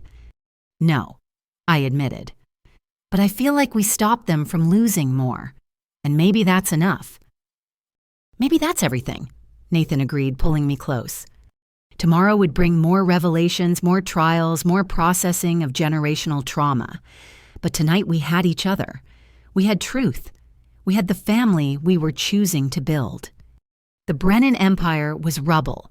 But from that rubble, the Hartley Phoenix was already rising. Monday morning arrived with a phone call that changed everything. Patricia's voice was tense, urgent. "We have a problem. Gerald made bail." I nearly dropped my coffee. "What? How is that possible?" "A judge we missed. Harrington. Apparently, Gerald saved his son from a scandal years ago. He set bail at $5 million and someone posted it anonymously." "Who has that kind of money?" Nathan asked, having heard my end of the conversation. "We're investigating, but Aileen Gerald's gone underground. He's not at the estate, not at any known properties. Margaret's still in custody, but she's gone silent. Something's happening." Fear crept up my spine. Should we be worried? "I've assigned protection details to both of you. Don't go anywhere alone. And if Gerald tries to contact you..." The doorbell rang. Nathan and I froze. "Someone's at the door," I whispered. "Don't answer it. Where's your protection detail?" Through the window, I could see an unmarked sedan at the curb. The agent inside was slumped over, unmoving. Patricia, the agent. "Get out of the house now, back door, run." We didn't need to be told twice. Grabbing keys and phones, we slipped out through the kitchen as the doorbell rang again, more insistent. We made it to Nathan's truck just as we heard glass breaking behind us. Drive, I urged, and Nathan peeled out tires, screeching. In the rearview mirror, I caught a glimpse of figures entering our home. My phone rang immediately. Patricia. We're okay, I said before she could ask. Heading north on Madison. What's happening? Gerald's making his last play. We've got units converging on your house. Where can you go? That's safe. Nathan answered without hesitation. Sandra's. They don't know about her. Do it. I'll send backup to meet you there. The 20-minute drive to Sandra's suburban home felt like hours. Nathan white-knuckled the steering wheel while I watched for any signs of pursuit. When Sandra opened her door to find us on her porch, her face went pale. What's wrong? Dad's out, Nathan said simply. He's coming for us. Sandra immediately ushered us in, locking doors and drawing curtains. Mark's at work. The kids are at school. Should I get them? No, I said. Keep them away until this is over. Patricia arrived within the hour, bringing a full tactical team. Your house was ransacked. They were looking for something specific, tore apart your home office, your grandmother's documents. The evidence is all in federal custody, I said. What could they want? That's what worries me. Gerald's not stupid. He knows we have everything. So what's he after? The answer came via Nathan's phone, a video message from an unknown number. Gerald's face filled the screen, haggard but determined. Son, if you're watching this, then you escaped my associates. Good. You were always smarter than I gave you credit for, but not smart enough to see the whole picture. You think you've won. You've destroyed our family for that girl and her sanctimonious grandmother. Let me tell you what Elizabeth Hartley didn't know, what her precious evidence doesn't show. The night her daughter died, your wife's parents, they weren't just innocent victims. James Hartley had evidence of his own, photos, recordings, proof of certain indiscretions by powerful people. He was planning to use them to blackmail his way into circles that had rejected him. We weren't the only ones who wanted him gone, Nathan. We were just the ones willing to act. But the others, the ones who hired us, they're still out there, still powerful, and very unhappy about this attention. You have 24 hours to recant everything. Claim mental distress, coercion, whatever story works. Get the charges dropped, or those powerful people will finish what we started, not just with Aileen, with everyone you both love. Family protects family's son. Even now I'm trying to protect you. 24 hours. The video ended. We sat in stunned silence. He's lying, Nathan said finally, trying to manipulate us into backing down. Maybe, Patricia said slowly, but maybe not. I've always wondered how the Brennans operated so long without detection. What if they had protection? What if they were the weapon, not the wielders? You're saying my parents were blackmailers? I asked, anger flashing. I'm saying we need to investigate. If there's truth here, we need to know. Patricia made rapid calls, setting inquiries in motion. While we waited, Sandra made coffee with shaking hands. He's still controlling everything, even from jail. No, Nathan said firmly. He's desperate. This is his last card. Then let's see what he's holding, I said. Patricia, can we trace where Gerald posted bail from who visited him in holding? Already on it, her phone buzzed. Interesting. 3 visitors yesterday. His lawyer expected. Margaret's attorney, odd but not unusual, and Robert Sterling. Sterling's in custody, Nathan protested. Was. He made a deal. Partial testimony for house arrest pending trial. Patricia's expression darkened. He's our anonymous bail poster. Has to be. So Sterling and Gerald are working together again, I mused. Why, what does Sterling gain? The answer came from an unexpected source. Diane called Patricia's phone hysterical. They're all lying, she screamed before Patricia could speak. My parents, Sterling, all of them, I found more recordings, hidden ones. There's a whole other level. Diane, slow down. Where are you? FBI safe house. But I don't think I'm safe. These recordings. Patricia, they implicate judges, senators, police commissioners. My parents weren't freelance. They were contractors, paid killers for the ultra-wealthy. My blood ran cold. If true, we hadn't exposed a family crime, we'd threatened an entire network. "Send me everything," Patricia commanded. "We're pulling you out, moving you to federal protection." "It's too late," Diane whispered. "There's someone at the door, someone who shouldn't know where—" The line went dead. Patricia immediately started barking orders into her phone, mobilizing units to Diane's location. We waited in tense silence until her phone rang again. "She's alive," Patricia reported. "Scared but alive. It was U.S. Marshals moving her on orders from above. Someone very high up wants her protected." "Or silenced," Nathan said grimly. "I'm beginning to think your father's threat isn't empty," Patricia admitted. "If the Brennans were hired killers for a broader network, then exposing them threatens everyone in that network." I finished. "Gerald's trying to save himself by threatening mutual destruction." "So what do we do?" Sandra asked. I thought of my grandmother playing the long game, of my parents who died rather than be corrupted, of all the families destroyed by greed masquerading as power. "We don't back down," I said firmly. "We accelerate. If there's a network, we expose it all." "That's suicide," Patricia warned. "These people, if they exist, have resources we can't match." "Maybe, but they have one weakness Gerald just revealed." I smiled grimly. "They're scared. For the first time in decades, they're vulnerable, and scared people make mistakes." "What are you proposing?" "Gerald wants us to recant in 24 hours. Let's give him something better, a meeting, face-to-face. Him, us, and whoever he's really working for." "Absolutely not," Nathan protested. "Hear me out. Patricia's people wire us cover every angle. Gerald thinks he's threatening us into submission. Instead, he walks into a trap, gets his handlers to reveal themselves." "It's insane," Patricia said.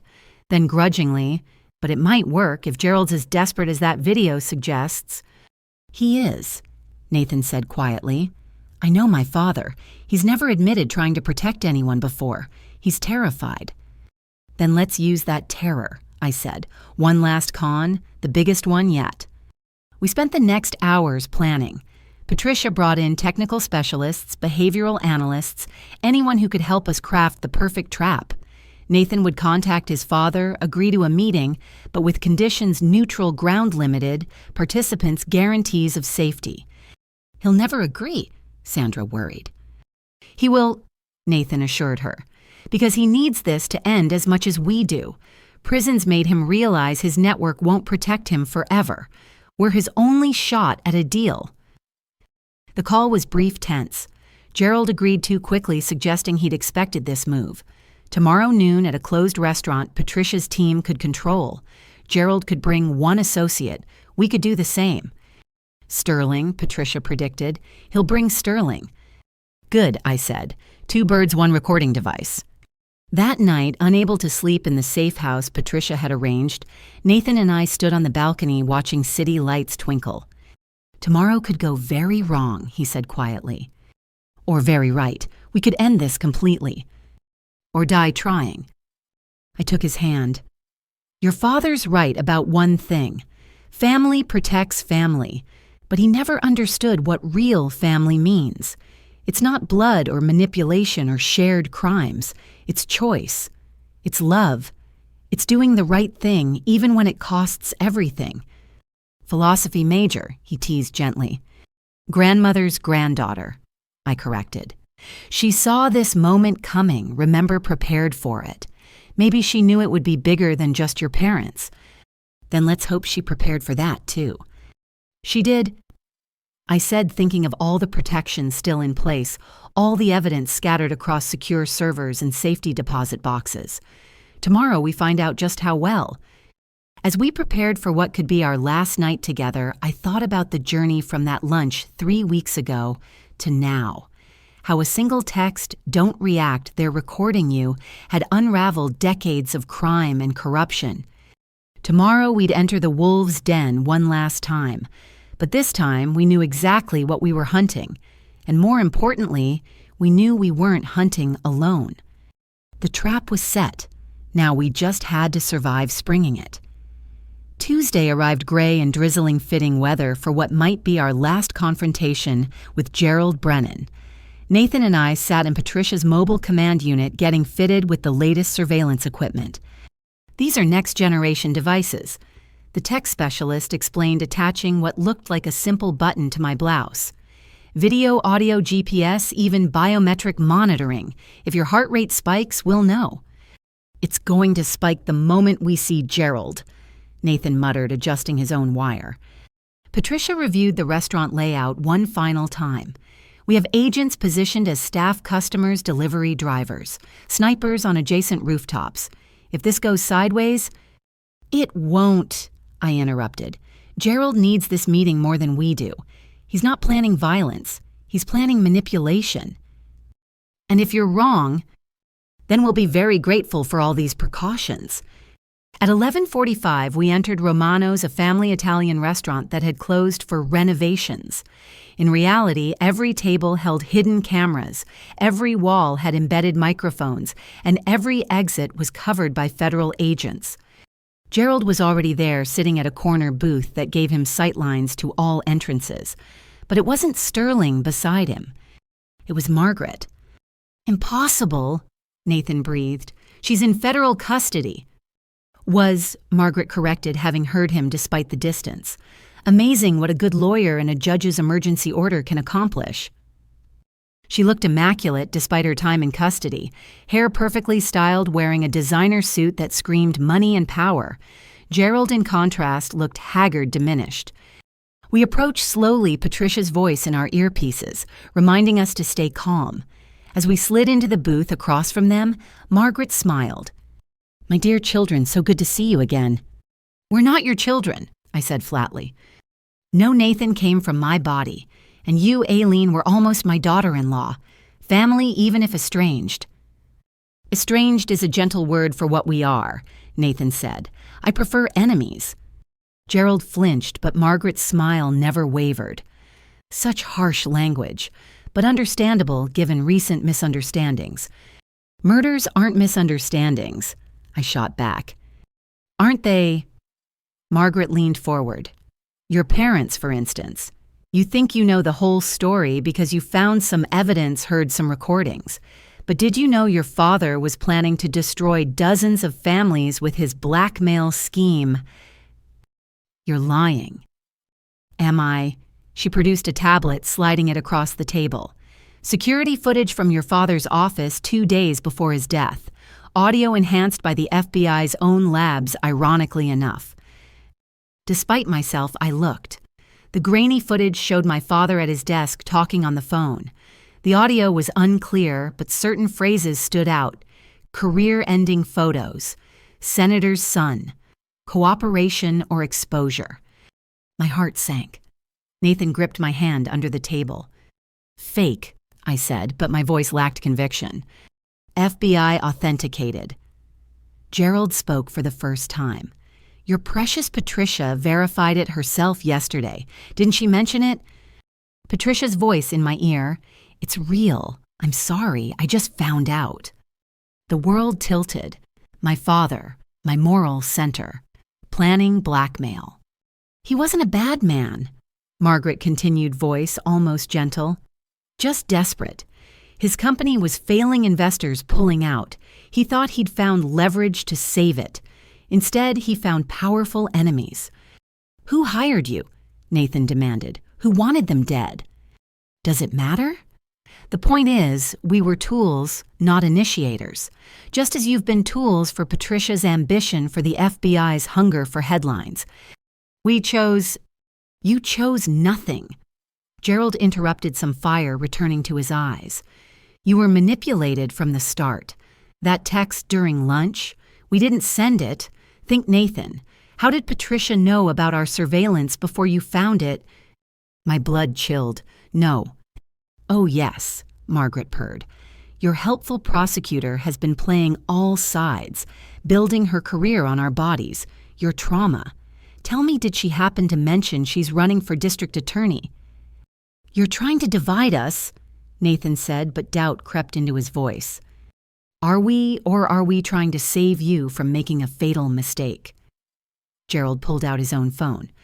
20 minutes ago, while you were being wired up, Patricia made a very interesting call. He played a recording. Patricia's voice clear and recognizable. Testimony is locked in. The Brennan children are fully committed. After today's meeting, we'll have enough to take down the entire network.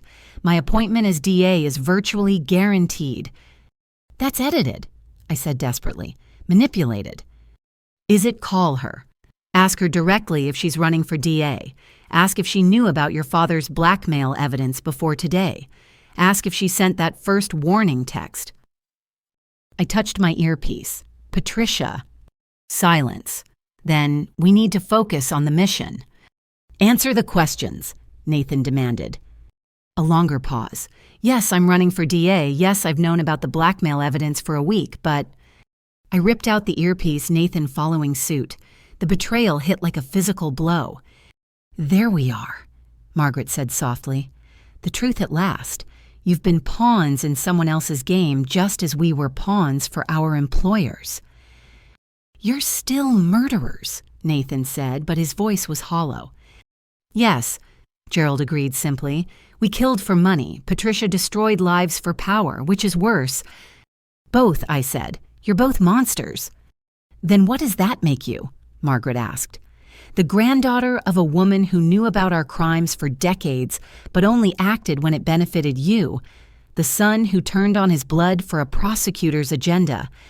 People who wanted justice, Nathan said firmly, his hand finding mine again. Whatever Patricia's motives, whatever my grandmother's timing, you killed innocent people. That's the truth that matters. Innocent. Gerald laughed bitterly. Your father was a blackmailer, Aileen. My business partners were thieves and frauds. Margaret's first husband was abusing their daughter. Where's the innocence? You don't get to play judge and executioner, I snapped. But Patricia does. The FBI does you do. Margaret shook her head. The world isn't divided into heroes and villains, children. We're all compromised. The only question is the degree. Why are we here? Nathan cut through the philosophy. What do you want? To offer you the truth, Gerald said. Full disclosure about the network, the players, the crimes. Everything Patricia pretends to want but actually fears because it reaches too high. Senators, judges, captains of industry people who could destroy her career with a phone call. In exchange for, you walk away, Margaret said simply. Take your grandmother's millions, build your life, have your babies. Let the dead bury the dead. And you go free, I stated. We disappear, Gerald corrected. New names, new country, never to return. Our employers get their silence, you get your peace, everyone survives. Except your victims' families, who are better served by your crusade, by trials that will drag on for years, revealing ugly truths about their loved ones, by a prosecutor using their pain for political gain. They'd clearly rehearsed this, each argument designed to hit our doubts. And damn them, it was working. Patricia had lied, manipulated, used us. My father hadn't been the perfect man I'd believed. The world wasn't as black and white as I'd needed it to be. You have 1 hour to decide, Margaret said, standing. Full cooperation with us or continue being Patricia's puppets. Choose wisely. They left us sitting there, heads spinning with revelations and doubts. Around us, the customers and staff maintained their covers, but I could feel their confusion. This wasn't going according to anyone's plan. Nathan and I sat in silence for a long moment. Then he reached for his discarded earpiece. We know you're listening, he said to the air. The real surveillance, not these toys. We know you heard everything, so here's what's going to happen. He pulled me to my feet, speaking louder. We're walking out of here. We're going to think, and in 1 hour we're going to make a decision based on truth, not manipulation. Not yours, not theirs. Ours. We left through the front door, ignoring the agents who materialized to follow us. In Nathan's truck, we drove aimlessly while processing everything. Do you think it's true? I finally asked. About my father. Does it matter? Even if he was planning blackmail, he didn't deserve to die for it. But it changes things. Makes them less absolutely evil, more human. Nathan sighed. Maybe that's the point. Maybe there are no pure villains or heroes. Maybe there's just people making choices, some worse than others. So what do we choose? Nathan pulled into a park, the same one where we'd gotten engaged 3 years ago. We walked to our bench, sat watching ducks paddle across the pond. I choose justice, he said finally. Imperfect, complicated, messy justice. Because the alternative is letting killers walk free to protect powerful people who might be just as bad. Even knowing Patricia used us, she did use us, but we also chose to act. Our parents are still dead. Those 17 families still deserve answers. He took my hand.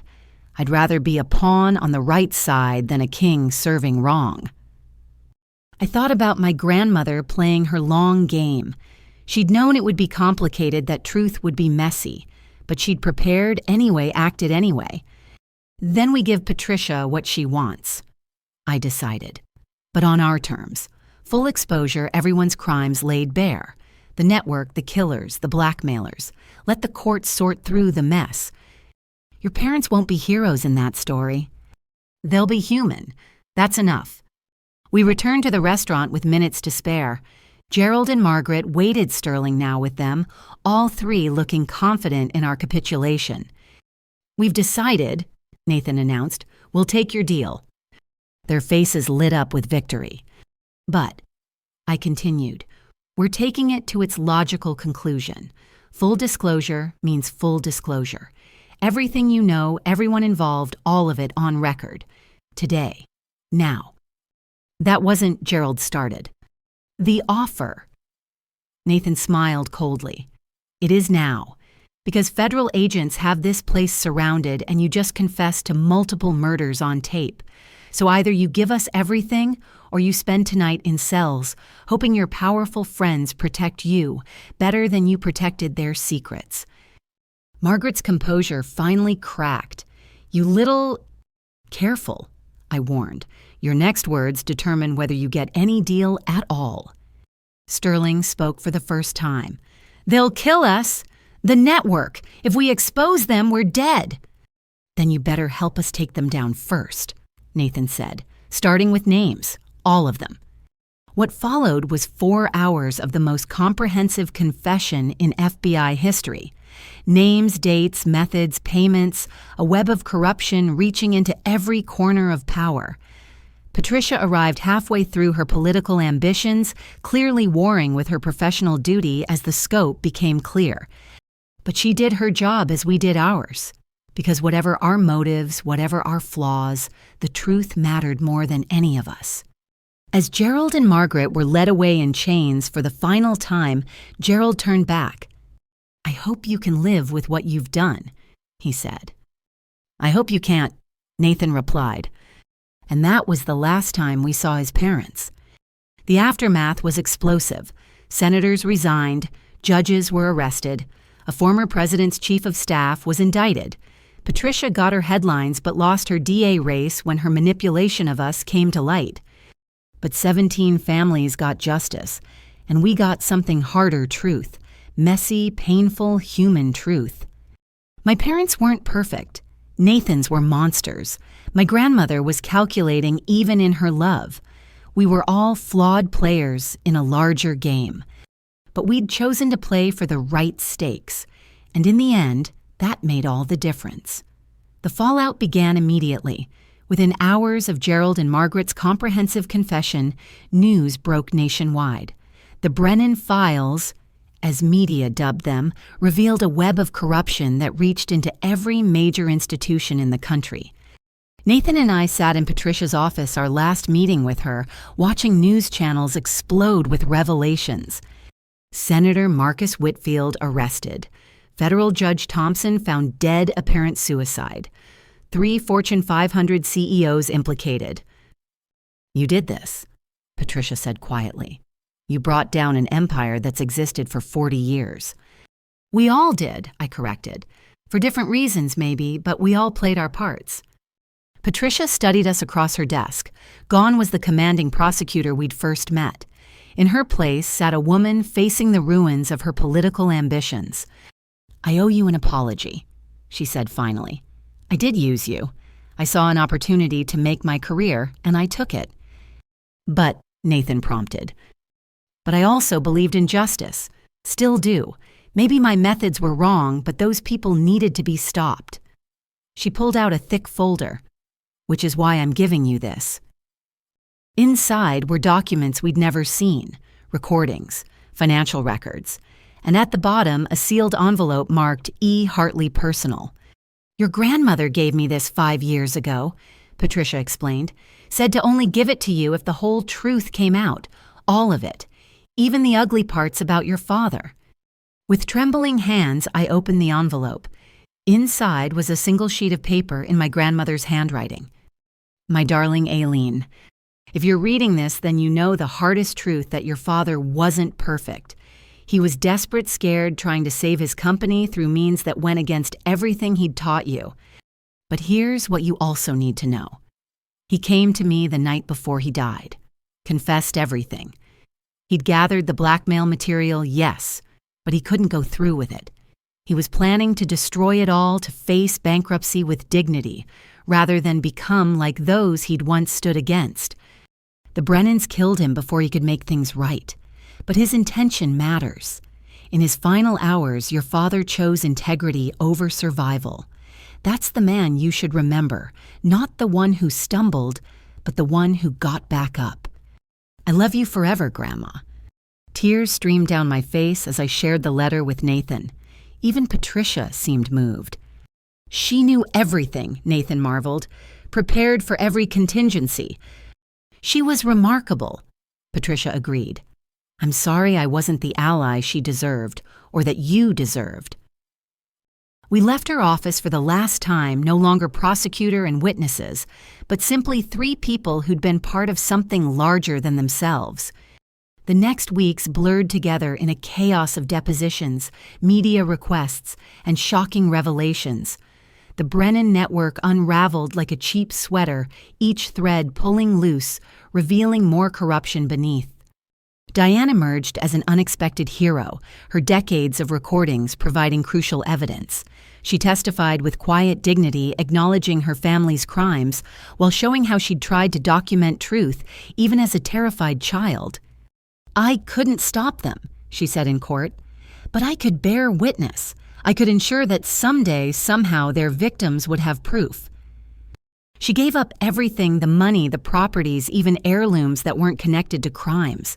The Victims Fund she established would help families rebuild for generations.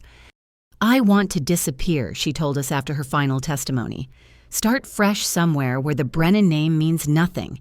Is that cowardly?" "That's survival," Nathan assured her, "and you've earned it." We never saw her again, though occasionally postcards arrived with no return address. Pictures of mountains, oceans, forests, places where someone could build a new life free from the shadows of the past. The trials themselves were brutal. Gerald and Margaret, facing mountains of evidence, eventually pled guilty to avoid death sentences. Life without parole for both their empire, reduced to adjacent cells in federal prison. Sterling got 40 years. The network members received sentences ranging from 5 years to life, depending on their involvement. Some fled the country. Others, like Judge Thompson, chose their own exits rather than face justice. Through it all, Nathan's business not only survived, but thrived. Phoenix Builders became a symbol of resurrection, of building something clean from corrupted ground. He hired victims' family members, giving them fresh starts, along with fair wages. Sandra's family became our anchor. Sunday dinners where we didn't discuss trials or trauma, just normal things. David's college applications, Emma's art shows, Mark's terrible dad jokes. They gave us glimpses of what normal family looked like. "You saved us," Sandra told Nathan one evening, "not just from Gerald's shadow, but from the fear of it. My kids know their uncle as a hero who chose right over easy." "I'm no hero," Nathan protested. "You are to us," Emma said firmly. "Deal with it." 1 year after that fateful lunch, we held a memorial service for my parents. Not the quiet funeral they'd had a decade ago, but a real celebration of their lives. Stanley Morrison spoke about my father's integrity, his final choice to do right. Grace shared memories of my mother's kindness. Even Patricia attended, sitting quietly in the back. They weren't perfect, I said at the podium, looking out at gathered friends and chosen family, but they were good. They loved, deeply lived honestly, and in the end chose principle over profit. That's the legacy I choose to remember. Afterward, Nathan and I walked through the cemetery to my grandmother's grave. We'd added a new headstone, Elizabeth Hartley, protector strategist grandmother, the sparrow who brought down hawks. She'd hate the dramatics, Nathan said with a smile. She'd love that justice was served, I countered. We stood there quietly, two people who'd survived a war we never asked to fight. The Brennan name would live in infamy, a cautionary tale of greed and murder.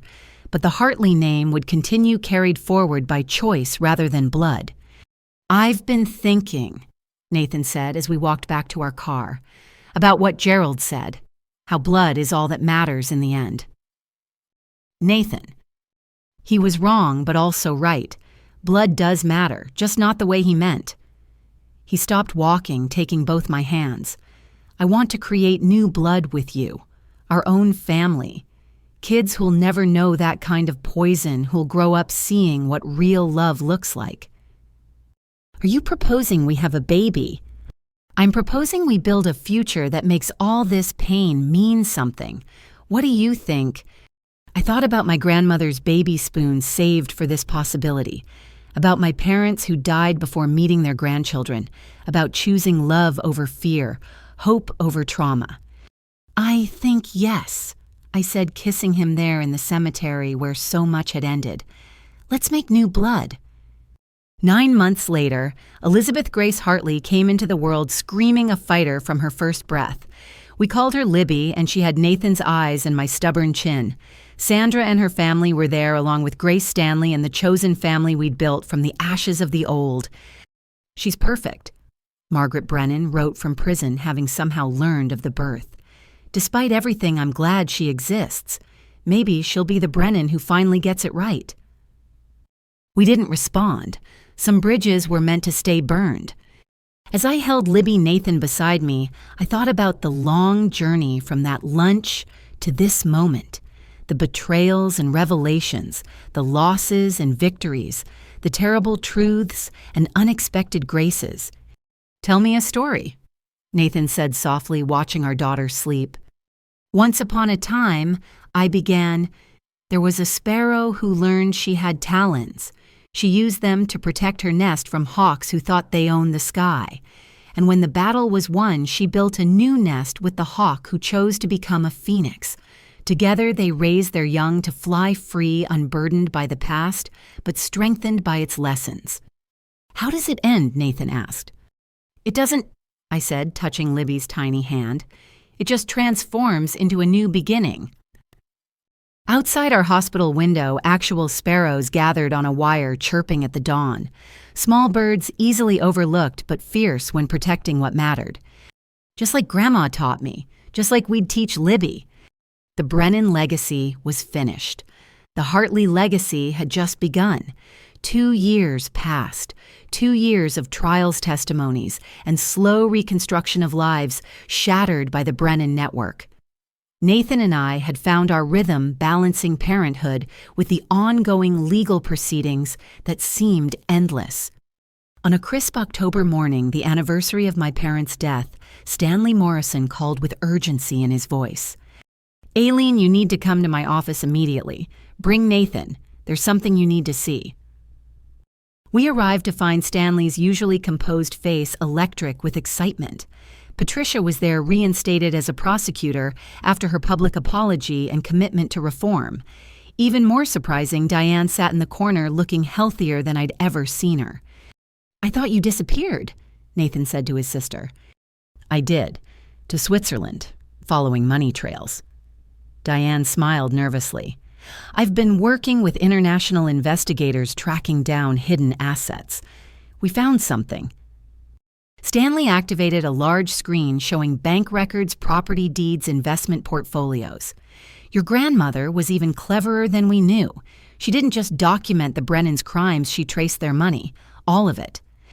Over the past 30 years, Patricia explained the Brennans and their network amassed nearly $200 million in blood money, hidden in shell companies, offshore accounts, real estate under false names.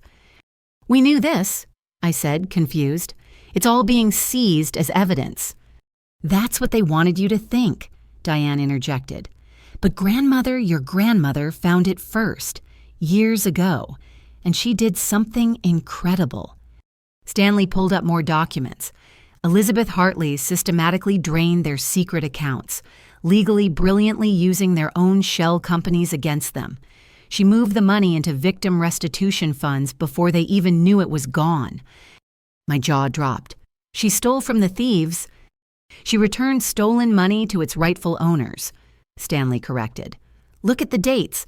Every time the Brennans thought they were depositing blood money, Elizabeth was redistributing it. They were essentially funding their own victims' recoveries." Nathan laughed, actually laughed. "That's why Dad was always complaining about investment returns. He thought he was being swindled by partners." "He was," Diane confirmed, "by a 70-year-old grandmother who understood forensic accounting better than his entire network." "There's more," Stanley said, pulling out a sealed box. "Elizabeth left instructions that this should only be opened once the network was fully exposed and all appeals exhausted. That happened yesterday when the Supreme Court refused to hear Gerald's case." Inside the box were video recordings, dozens of them. Stanley inserted the first disc. My grandmother appeared on screen looking directly at the camera with those sharp eyes I remembered so well. "Hello, my darling Aileen. If you're watching this, then you've done what I always knew you could. You've brought justice to those who thought themselves untouchable. I'm so proud of you." I gripped Nathan's hand as her voice continued. "By now, Stanley has shown you what I've been doing with the Brennans' blood money. Consider it my retirement hobby, forensic accounting with a purpose. But that's not why I made these recordings." She held up a thick folder. "What I have here are the real stories. Not the crimes or the trials, but the victims. Who they were. What they dreamed. What was stolen from them beyond money." The video shifted to show photographs, documents, interviews my grandmother had somehow conducted without anyone knowing. Maria Santos. She narrated over a photo of a smiling woman, killed in 2003 when she refused to sell her family restaurant to one of Gerald's shells. She was raising 3 grandchildren, teaching them her recipes, building a legacy of love. More photos, more stories. Each victim humanized, remembered, honored. I gathered these stories because I knew that when justice finally came, we'd need to remember why it mattered. Not for revenge or personal gain, but for them. For all the Maria Santosis whose lives were cut short by greed. The recording returned to my grandmother's face. "There are 37 of these videos, one for each confirmed victim. I want you to share them, Aileen. Let the world see who was lost, not just who was caught." "But there's one more story." She continued, her expression softening. "One I never told you directly." The screen filled with pictures of my parents I'd never seen, their dating years, their wedding, my birth. "Your parents were targeted because they stood up to corruption, yes, but also because they represented something the Brennans couldn't understand: genuine love and partnership. They built their life on trust, not transactions, on joy, not greed." A video clip played my parents dancing at some long-ago party, completely absorbed in each other.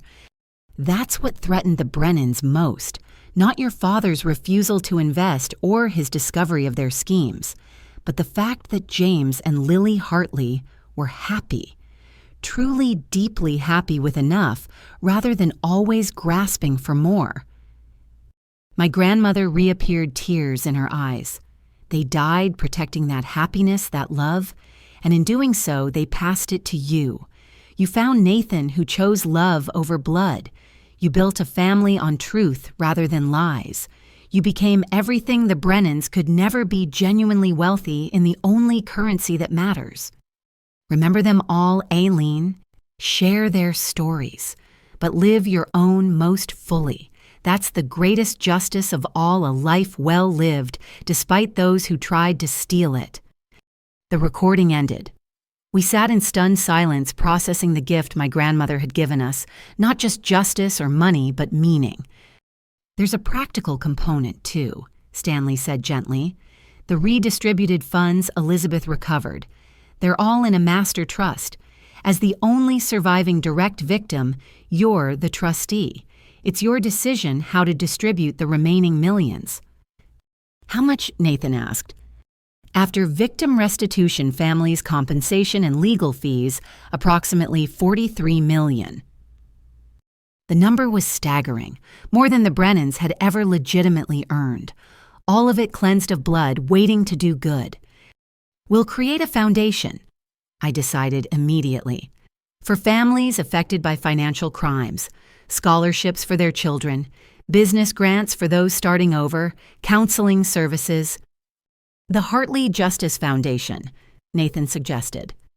The Phoenix Foundation, I corrected, for all of us who rose from ashes. Diane spoke up quietly. Could I help? I know I don't deserve. You're a victim too, I interrupted, and you've proven yourself. Of course you can help. The next months were a whirlwind of creation. We established the Phoenix Foundation with a board of victims' family members. Diane became our international liaison, using her connections to help families worldwide.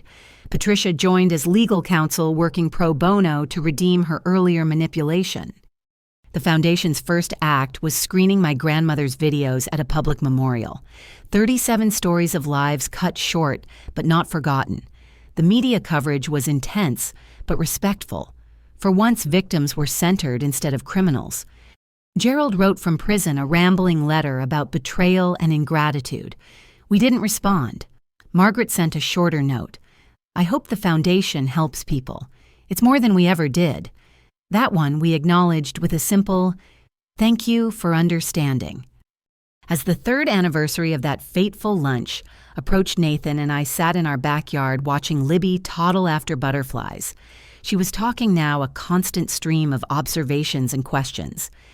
Birdie, she announced, pointing at a sparrow on our fence. That's right, baby, a sparrow. Sparrow strong, she declared, something we'd been teaching her. Very strong, Nathan agreed, scooping her up. Just like you.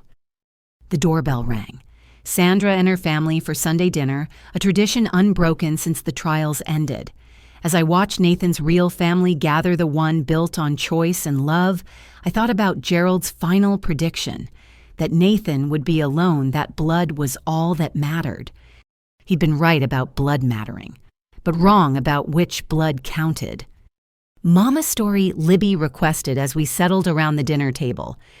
Once upon a time, I began our family listening. There was a wise woman who planted seeds of justice in secret gardens. She knew that someday, when the seasons were right, those seeds would bloom into something beautiful. And when they did, Phoenix flowers. Libby shouted our family's name for the good that came from pain. That's right, sweetheart. Phoenix flowers everywhere. As laughter filled our home, I felt my grandmother's presence, not ghostly or mystical, but in the love around this table, the justice achieved, the future being built. The Brennans had thought they were predators in a world of prey. They never understood that strength came in many forms, that sometimes the smallest bird could bring down the mightiest hunter, that love could outlast greed, truth could survive lies, and justice, however delayed, would find its way. The sparrow had indeed come home to nest, and from that nest a whole flock of phoenixes had taken flight. 5 years after that lunch that changed everything, Nathan and I stood in the renovated conference room of the Phoenix Foundation. What had once been a modest office suite had expanded to occupy an entire floor with victim services, legal aid and counseling departments, helping dozens of families every week. Ready for this? Nathan asked, adjusting his tie nervously. As ready as anyone can be to face the past, I replied, smoothing my dress. Today marked the launch of the Phoenix Foundation's most ambitious project, yet a documentary series called After the Ashes, featuring not the criminals but the survivors, the families who rebuilt the communities that healed. The room filled with familiar faces. Patricia, now a respected victims' rights advocate, Stanley Morrison, our foundation's chief legal advisor, Grace, who'd left tech to run our counseling program, Sandra and her family, permanent fixtures in our lives, and surprisingly, Robert Sterling. He sat in the back, a shadow of the smooth operator who'd once helped the Brennans steal millions. Prison had aged him, but something else had changed too. His eyes held genuine remorse. "Thank you for allowing me to attend," he said quietly when I approached. "I know I don't deserve—" "You're here because you've been helping," I interrupted. "Your testimony has recovered $12 million in hidden assets. That money is helping families rebuild. You've earned this seat." He nodded, tears threatening. Even predators, it seemed, could choose transformation. The lights dimmed and the first episode began. My grandmother's face filled the screen. Not the recordings we'd found, but new interviews with people who'd known her, worked with her, been saved by her quiet interventions. Elizabeth Hartley was the most dangerous person I ever met, one former FBI agent said on screen. Not because she was violent or cruel, but because she was patient. She could wait decades for justice. The Brennans never stood a chance. Stories unfolded. Families who'd received anonymous donations that saved their homes. My grandmother's redistributed blood money at work. Children who'd gotten scholarships from administrative errors in their favor. Small business owners who'd mysteriously qualified for loans just when Gerald's network tried to destroy them. "She was playing chess while everyone else played checkers," Patricia said in her interview. "Every move calculated years in advance. Even her own death was timed. She held on just long enough to ensure Aileen would be strong enough to finish what she started." The documentary revealed something we hadn't known. My grandmother had been sick for years fighting cancer while building her fortress of evidence and protections.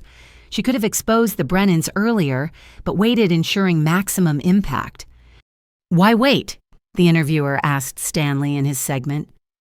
"Because she understood that premature action would only prune the branches. She wanted to destroy the roots, and she knew that would require the perfect storm: Aileen's strength, Nathan's conscience, Patricia's ambition, and the Brennans' own hubris." As the episode continued showing the ripple effects of justice, new laws passed, corruption, exposed families, healed, Libby tugged at my skirt. We'd brought her despite her age, wanting her to understand her heritage. "Grandma Elizabeth Brave," she whispered, recognizing my grandmother from photos. "Very brave," I agreed, "and very smart." The episode ended with a montage of Phoenix moments, victims starting new businesses, children graduating college on foundation scholarships, communities rebuilt stronger than before. The credits rolled over a quote from my grandmother: "Evil flourishes when good people do nothing, but it withers when even one person says, 'No more.'" Applause filled the room. The series would air nationally, ensuring the victims' stories reached millions. Their pain wouldn't be forgotten, but neither would their resilience. As people mingled afterward, Nathan pulled me aside. "There's someone here who wants to meet you." He led me to a corner where an elderly woman sat her aide, helping her stand as we approached. Evelyn Morrison. She introduced herself, Stanley's aunt, and the reason Elizabeth started her investigation. I gasped.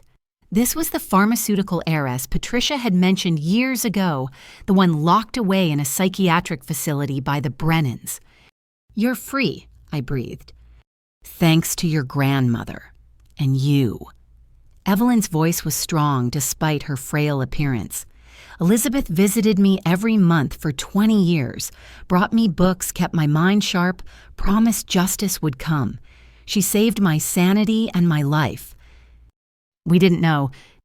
She never told anyone, said it would endanger me if the Brennans knew she'd found me." Evelyn gripped my hands.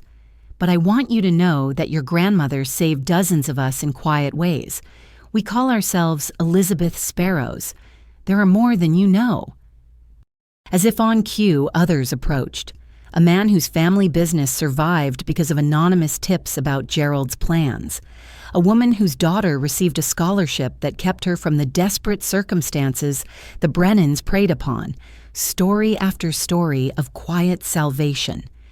"She couldn't save everyone," one man said sadly. "My brother was already gone, but she saved me from following him into their web."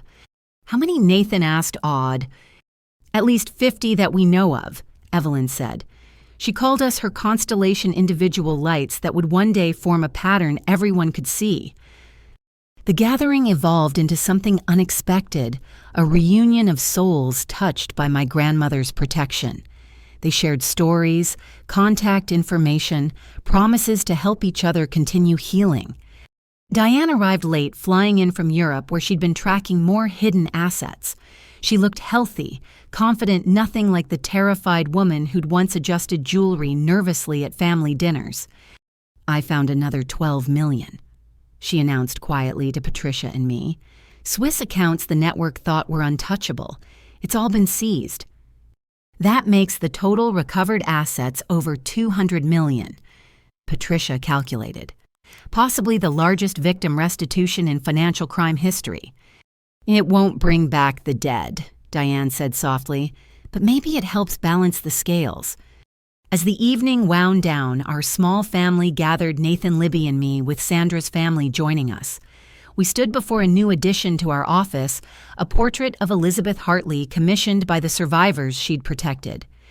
"Tell us again about Grandma Elizabeth." Libby demanded her new favorite bedtime story request. "She was a teacher." I began lifting my daughter to see better, but not in a classroom. She taught through action. She showed us that evil can dress in expensive clothes and speak in cultured tones, but it's still evil. That good people have to be smart, patient, and brave. That protecting others sometimes means playing a very long game. "And she won?" Libby asked, though she knew the answer. "We all won," Nathan said, kissing our daughter's head, "because she taught us how." Later that night, after Libby was asleep and the dishes were done, Nathan and I sat on our porch watching stars appear, the same stars my grandmother had watched while planning her careful campaign. "Do you think she knew," Nathan asked, "how it would all turn out?" "I think she hoped, and she prepared for every possibility." I leaned against him, but I don't think even she imagined how complete the victory would be. The Brennan network destroyed. Hundreds of millions returned to victims. Laws changed. Families healed. He shook his head. "It's almost unbelievable." "The best part," I said, "is that it's not ending. Every scholarship, every family helped, every truth told the ripples keep spreading. Phoenix flowers everywhere." A sparrow landed on our porch rail, tilting its head at us curiously before flying away. Such a small bird, easily overlooked. But we knew better now.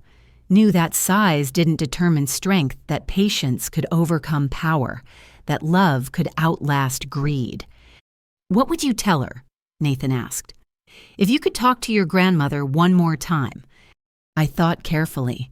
That her sparrow grew talons, that the nest is safe, that her great-granddaughter will know a world with less shadows because of her light. And thank you. Always thank you. We sat in comfortable silence, two phoenixes who'd found each other in the ashes, building a life the predators had tried to steal. Inside, our daughter slept peacefully, protected by the fortress of justice her great-grandmother built, and we maintained. The Brennan Empire was history. The Hartley legacy was eternal.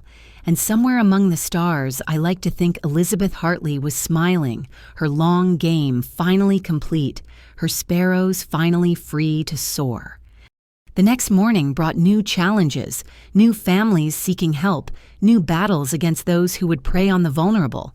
But we faced them with confidence, born from surviving the worst wisdom inherited from the best, and the absolute certainty that evil could be defeated by good people who refused to give up.